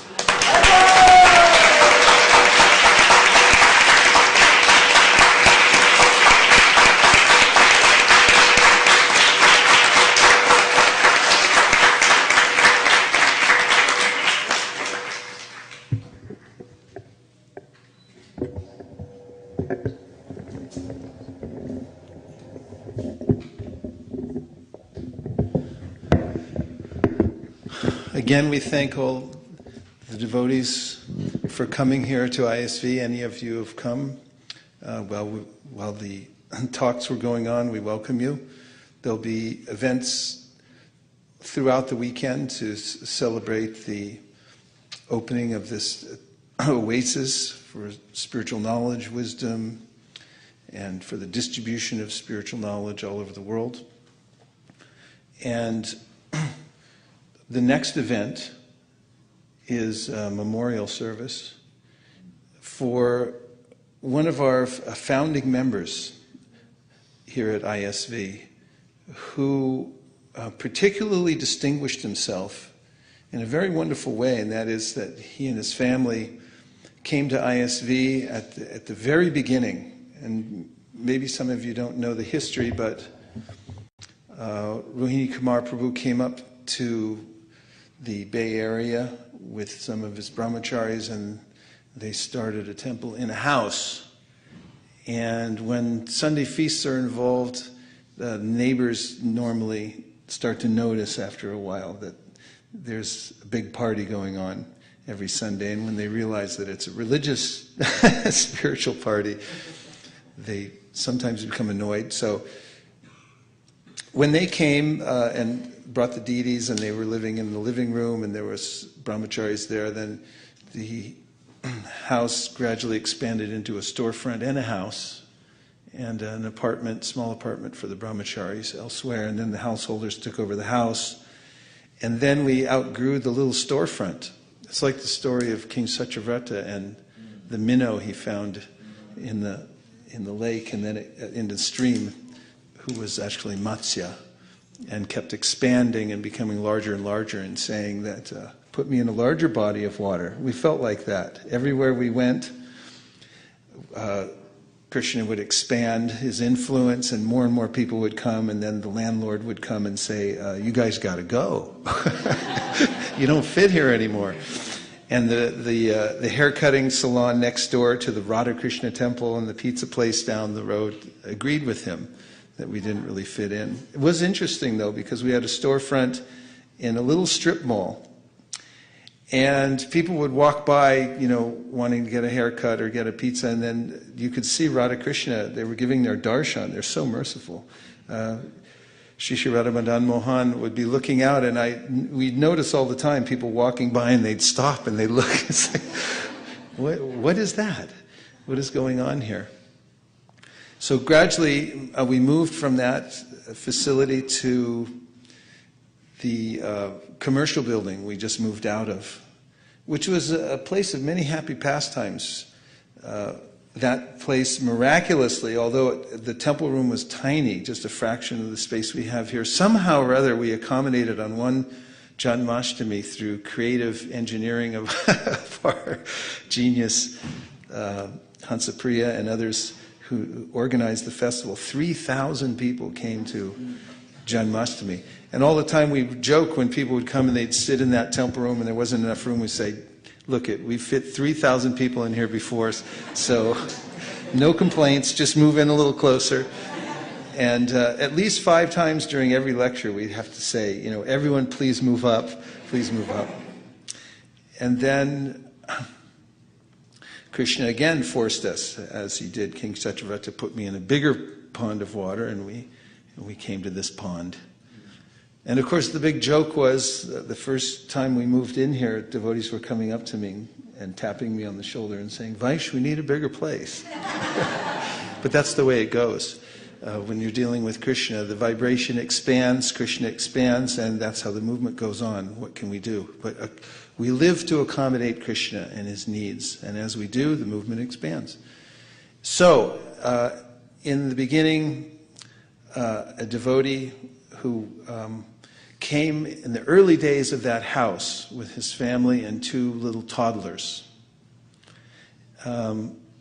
was Rakshit Jariwala and Sonal Jariwala and his 2 children. And they gradually became indispensable in the services of ISV. And I remember a big turning point when we were moving from this small place to a little larger place, and we had to move our books, which is a central aspect of our community, and we were wondering where to put them all. And we were thinking about renting a storage locker, and Rakshit said, and Sonal said, no, we want to have them in our house. In fact, they kept them there for some time, and then when we wanted to move them, they insisted that they start a center for keeping the books there. And that's what happened. And their house turned into Sankirtan Central. In an unassuming house in the middle of the suburbs, upper middle class suburb, you could see every weekend lots and lots of cars pulling up and people coming in and out of the garage with their trunks open, and we always mused at what the neighbors might think was really going on there. This doctor at Dr. Jariwala's house, and what kind of commerce was he conducting out of the garage? After all, the economy's down, and little did they know that the revolution was fomenting there in the middle of the suburbs. And Neil Jariwala, Nisha Jariwala, Sonal, all of them took up that service full-heartedly and began accounting for all the books, signing out all the books, and it became a joyous pastime going to their home, actually, being offered idli sambar if you came at the right time. And whenever, day or night, devotees needed books, they would say, just go to Sankirtan Central. And anytime they would call, and Sonal would answer the phone, or Raksha would answer the phone, and then you'd get your books. Such a wonderful memory. And then we noticed Rakshit's transformation over time. He was very astute scholar of Prabhupada's books, and one of his qualities was his attentiveness. He came to every single class without fail, and he would always be front and center in listening. And I noticed over time what an effect it was having on him, listening to the discussions of Shastra and the association of devotees in discussion, and he always had questions, and he always had very interesting realizations to present based on Shastra and so forth. But I particularly noticed how it was becoming more and more refined over time, and I saw in him the effect of hearing Srila Prabhupada's books over time. Satam prasangam mama virya samvido bhavanti hrit karna rasayana kata taj josha narashu apavarga vartmani shradaratir bhaktir anukramishati. That step by step, if one simply sits down in the association of devotees and submissively hears what they're talking about, then there will be a change of heart. It goes like medicine into the ears and transforms the heart, and then there's a step-by-step progression in devotional service, which leads to the highest position of exclusive surrender to Krishna, the personality of God. And that's exactly what happened to Rakshit Jariwala, who made over a period of time, he thought about completely surrendering and becoming initiated. And we talked to a lot of senior devotees about it. He considered it very carefully. It was not just a simple, yeah, sure, why not, kind of a process for him, but he thought about it from every single angle, and he wanted to hear every bit of Shastra, what it meant, why he had to go through that process and so forth. And then once he made up his mind, he made up his mind. And he became a completely surrendered soul, I must say. And I had the privilege of being with him through the whole process, and the extreme privilege of an intimate relationship with him as the guru-disciple relationship thickened and became real. I saw it before my own eyes and what it really meant. It was a heart-to-heart exchange, and it was based on realization and based on love and trust.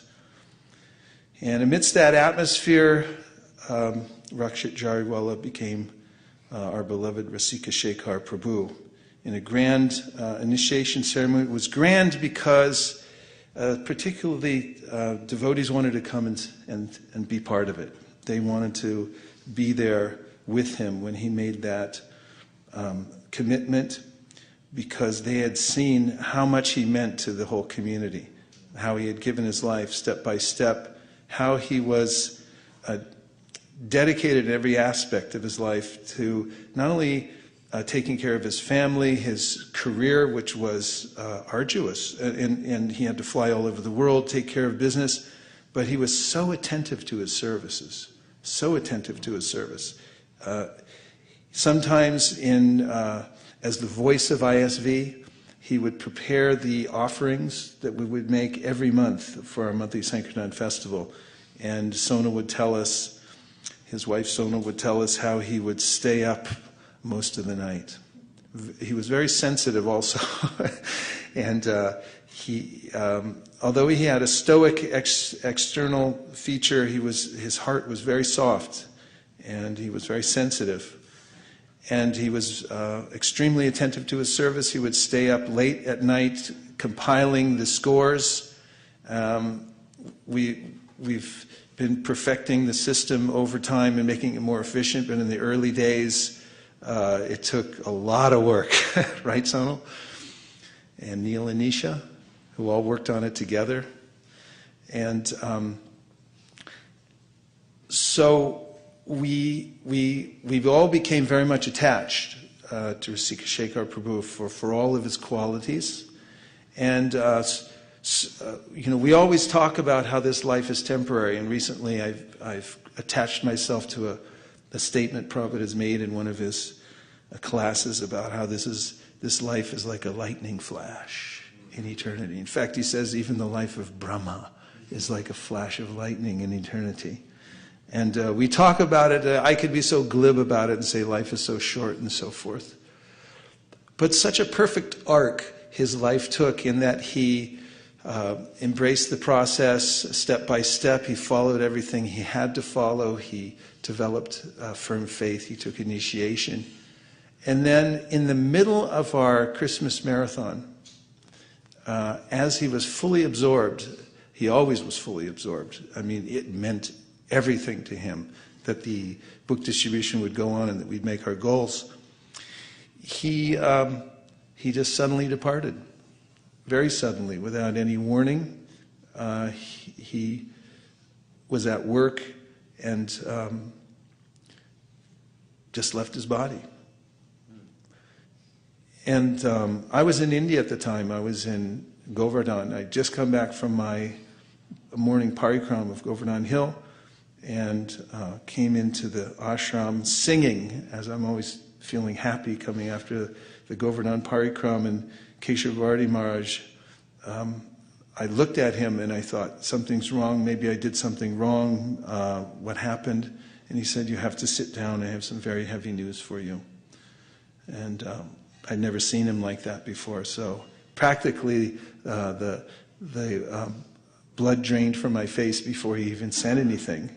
And he told me that Rasika Shekhar Prabhu had left our association. And then the mourning process began. Of course, the devotees were in shock here at ISV. No one's ever quite ready for someone to leave, especially not so suddenly, and especially not at when their momentum has hit such a pitch that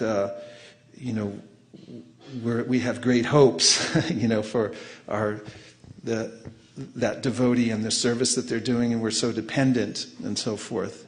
And therefore we were all left to wonder, as one does when a beloved devotee leaves, what Krishna had in mind with that. In fact, we asked that question many times. And still now, as we're gradually recovering, as one does over time, and accommodates the fact that this is a temporary world, and appreciates the fact that Rasika Shekhar Prabhu gave his life and soul to the Sankirtan movement, and was therefore, there was nothing really to be lamented, only on our side, not on his side, but he did completely surrender, and that he's gone on to do his service elsewhere. Still, he has become an integral part of this temple. His spirit lives on here, and it is palpable. And for that reason, today we're having our memorial service, which obviously I'm already in the middle of. And we're going to install a plaque and a picture of Rasika Shekhar Prabhu that we can remember as part of this community. Prabhupada, when Jayananda Prabhu left the world, said that his picture should be on every Ratha Yatra cart, and we should celebrate his disappearance day. And he became a part of the history of ISKCON, and that's what has happened in this branch of ISKCON, that Rasika Shekhar Prabhu has become a part of its foundation, a part of its spirit, a part of the reason that we go on doing what we do in his memory and following his momentum and enthusiasm. Then we looked around and we said, okay, new temple, we're going to put a memorial plaque here for Rasika Shekhar. Where should we put it? And as we looked around, and of course, many of you might not know, but one of the largest rooms in the building is our book room. And it's down the hallway, and it's got a huge loft and lots of room for books because, as many of the devotees mentioned, this is a central point in our service here to distribute Prabhupada's books. And we thought, of course, his memorial plaque and picture must go just outside the book room. Hare Krishna.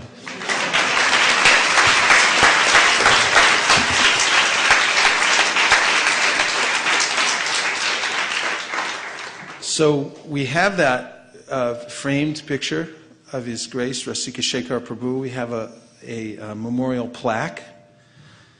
And we're going to now install the plaque and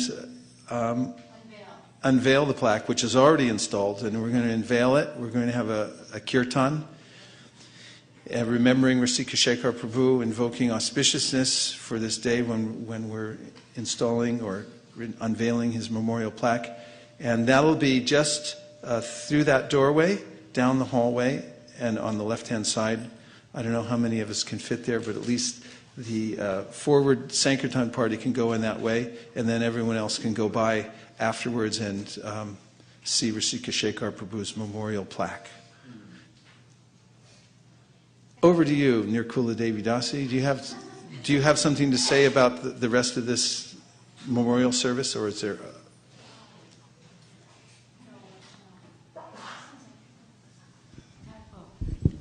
After the kirtan and after the unveiling and the dedication of the book room, there'll be prasadam served outside for all the devotees.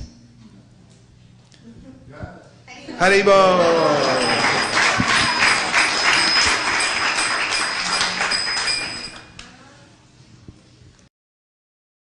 So right now we'll be having an address speech by our temple president. So I just want to say a quick thing, like in Sri Rangam, the South India, the traditional style of inviting a pure devotee is that we'll have elephants going in the front and the brahmacharis singing the Purusha Shukta prayers, and it's such a wonderful event because they give us the spiritual world to us through practice. So Vaisesika Prabhu has been practicing Krishna consciousness for the past 40 years. And in any field of knowledge, if we want to know something, even though there are millions of books, there is one person who's practicing it can teach us a lot. So please, he's such a wonderful devotee and leader of our community. So please join me in welcoming Vaisesika Prabhu with 3 big Haribols.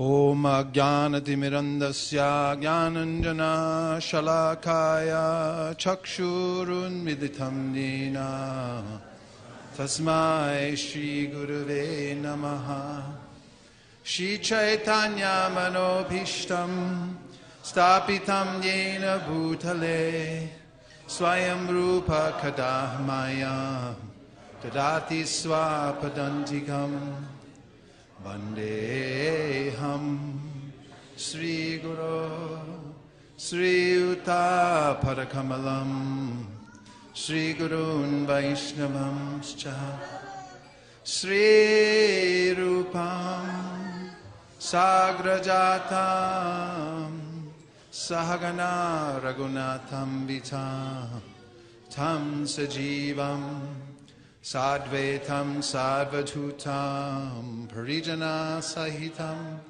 Krishna Chaitanya Devam Sri Radha Krishna Padan Sahagana Lalita Shri Vishakhanvitamscha He Krishna Karuna Sindho Dinabandho Jagatpate Gopesha Gopika Kanta Radha Kanta Namostute Tapta Kanchana Gaurangi Radhe Vrindavaneshwari Vrishabhalu Sute Devi Pranamami Hari Priye Vancha Kalpatarubhascha Kripa Sindhubhya Evacha Patitanam Pavanebhyo Vaishnavebhyo Namo Namaha Jaya Shri Krishna Chaitanya Prabhu Nityananda Sri Advaita Gadadhara Shivasari Gaura Bhaktavinda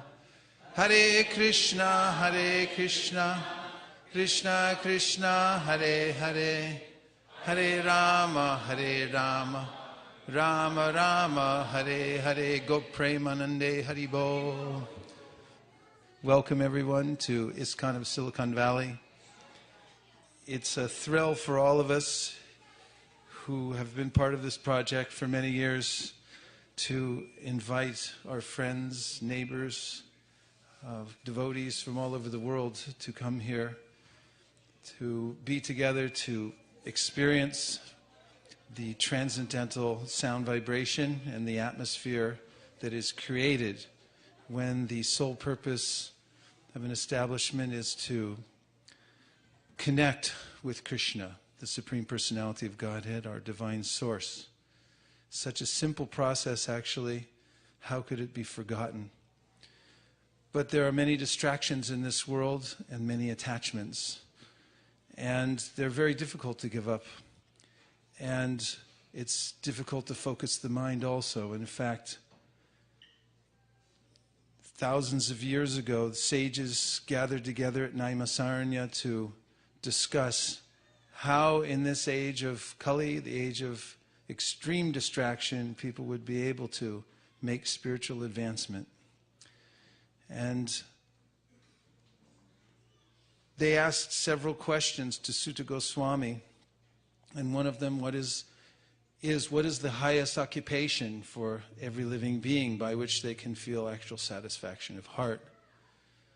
And Sutta Goswami answered them by saying, Savai pum samparo dharmo yato bhakti ratoksaje ahaitu kiya pratiyata yayatma suprasidati. That the occupation through which a human being can render unmotivated, uninterrupted service to the Supreme Lord will actually satisfy the heart. And anything short of that will simply lead to disappointment and agitation. In fact, there are many processes through which human beings endeavor to perfect themselves. But in the Srimad Bhagavatam, the demigods, when they were praying to Lord Krishna within the womb before he made his divine appearance, said, Yene ravindaksha vimuktavaninas toyasta bhava ravashudha bodhya aruya krishchena parampadam tata patantyato nadrita yushmarangraya. And that is, whatever kind of imagined perfection you've achieved in this life, if it doesn't include reconnecting with the lotus-eyed Lord, it means the personal feature of God, through which we have a eternal kinship and heart-to-heart loving relationship that falls short of the standard given by Sutta Goswami, and it will not satisfy the heart. It will not satisfy the mind or the intelligence, and one will slip from that position. Only unmotivated, uninterrupted service, saturated with love for God, will satisfy the heart of every living being. Nothing else will. And in the Bhagavad Gita, which is extended to us by the divine mercy of the Supreme Personality of Godhead, it's His own words, He does come to this world. Some people say, where is God? Show me God. He comes. It's not a lacking on His part, but it's an inability on my part to appreciate Him when He does come.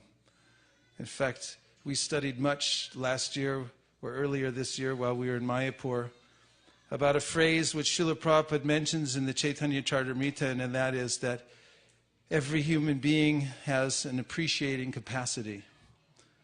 What is according to one's appreciating capacity, one can see the Supreme Personality of Godhead, or not, if it is limited. So the process of bhakti yoga is to increase the appreciating capacity. That is, every one of us has the ability to see God, to be with God. In fact, we are part and parcel of Him. How could we forget Him? How could we be distracted? Our appreciating capacity somehow has been diminished, derailed, distracted. And amidst this unfortunate condition of life, Krishna comes and speaks the Bhagavad Gita. And the great sages gather and they give the wisdom of the ages in a condensed form so that we can take full advantage of it, especially in this present age when we are extremely distracted, we have very little time.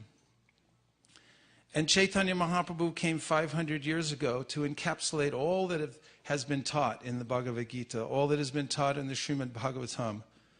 And he said everything is there complete within this chanting of the Hare Krishna mantra. Hare Krishna, Krishna Krishna, Hare Hare, Hare Rama, Rama Rama, Hare Hare. The disciples of Chaitanya Mahaprabhu then analyzed the Mahamantra and said, Nikila Shrutimali Ratnamala Duti Niradita Pada Pankajanta. I Mukta Kaleru Pasyamanam Paritastam Haninama Samshrayami. The great Rupa Goswami says that of all the Vedic literatures, that is, all the scriptures in the world that talk about the process of self-realization, the Upanishads are the crown jewels, and they're bringing a light to show what is actually the essence of all the Vedas. And that is the chanting of Hare Krishna, Krishna Krishna, Hare Hare, Hare Rama, Ram Ram. Ai Mukta Kaleru Pasyamanam means that all the great liberated souls are engaging in this activity. Paritastam Harinama Samshrayami, and Rupa Goswami, the great elevated liberated soul, says, I surrender here. I take shelter of the holy name of Krishna. By this process of chanting Hare Krishna, taking food which is first offered to Krishna, this controls the tongue. And this is another secret of bhakti.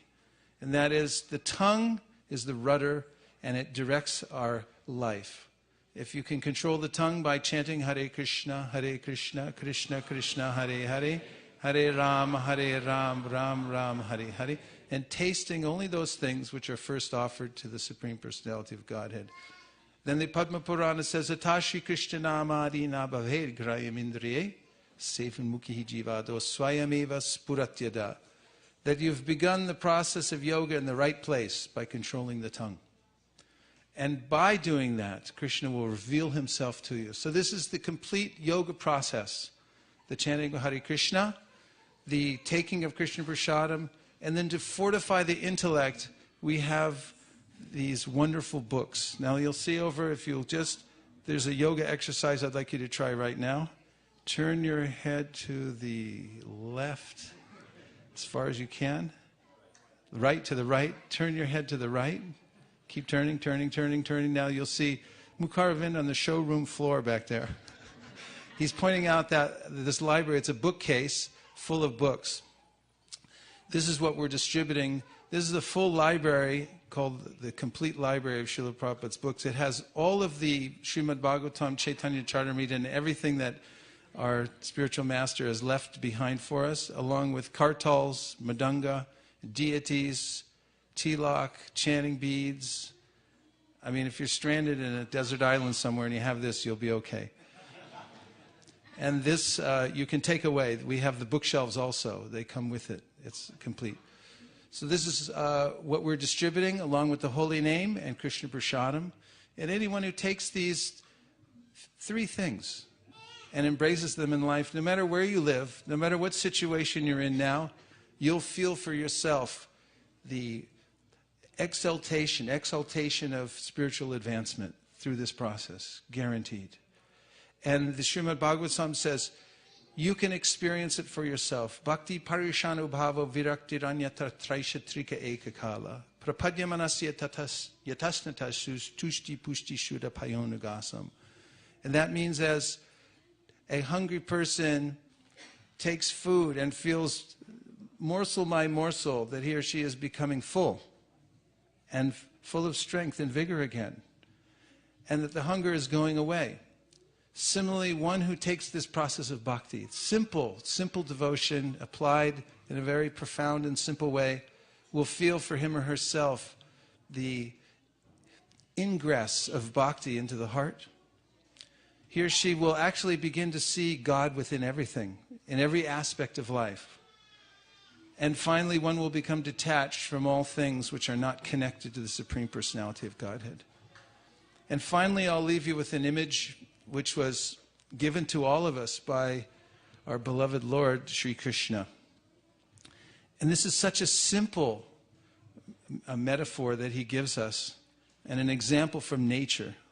It's so nice. Krishna creates everything in the world, and then he gives examples from the complete world that he creates. I just came from Japan last week, and there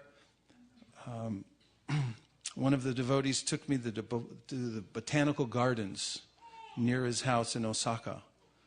And from what I can see in my travels, the Japanese are the best gardeners in the world. And the botanical gardens, you can imagine, are spectacular. And there at this time of year, many lotus flowers are growing and blooming. And in the Bhagavad Gita, Krishna says, Brahman yadaya karamani sangam tyakva manishinaha. That you are living in this world amidst so many distractions, so many attachments, but you must live like the lotus. And the lotus grows up out of the mud and out of the water, but it never touches. And when you hear that example, you might say, well, how's that possible? You have to see for yourself. You have to go and actually look at a lotus leaf and a lotus flower and see that although it's completely submerged in water, although it's touching the water, it's not at all in contact with it. It sheds the water in a remarkable way, as if it's never even being touched. So Krishna says, Brahman yadhaya karmani, and that is, adhaya means that you should abandon everything or place everything before God, before trying to take it for yourself. Adhaya means that you must place everything before Brahman or Krishna. Brahman yadhaya karmani. All the work that you do, if you simply connect it to the Supreme. Sangam chakva, he says, karotyaha, that all the things that you do, if you don't become attached to them, padma patram ivambasa, just like the lotus leaf, which is submerged in water but doesn't touch it, lipite nasa papena. Lipite means to be smeared. Nobody likes to be smeared, right? Smeared by, pap, means by sin or degradation. So this world, it's easy to get smeared. Watch out. Anywhere you go, you can get smeared. So Krishna says, if you live by giving everything to God, if you live by considering that everything is God's, and that I'm using it at His service. I'm an instrument for His compassion and love. My life is dedicated to serving Him. Then lipyatena sapapena padma patram ivambasa. You live like that lotus that is in the water but never touches the water. It's never affected by it. So similarly, we can live in this water free from the besmearment of this material world. If that's not a word, maybe we'll turn it into one. So we invite everyone to please come take part in this great project, which was started 500 years ago by Sri Chaitanya Mahaprabhu, which is carried down through the great teachers. And now we have the great fortune at sitting at the feet of our divine Acharya, Srila A.C. Bhaktivedanta Swami Prabhupada, to carry on what he taught us, to pass it on to as many as possible in the Bay Area, to give them an opportunity to take to this sublime, non-sectarian, universal process of chanting Hare Krishna, of reading the Srimad Bhagavatam, Bhagavad Gita, and tasting Krishna Prasadam at least 3 times a day. Thank you very much, and thank you very much for coming to ISKCON Silicon Valley. Go Premanande Haribo!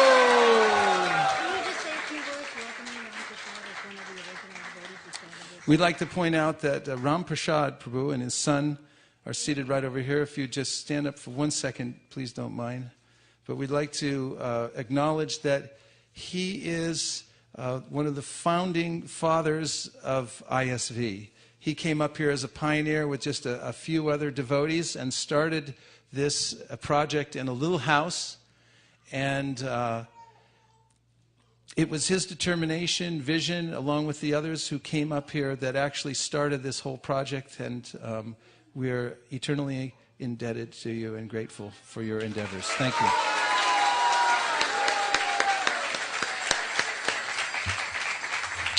Nachari Armarman, Nachari Armarman, Nachari Armarman, Nachari Armarman, hey, Nachari Armarman, Nachari Armarman, Nachari Armarman, Nachari Armarman.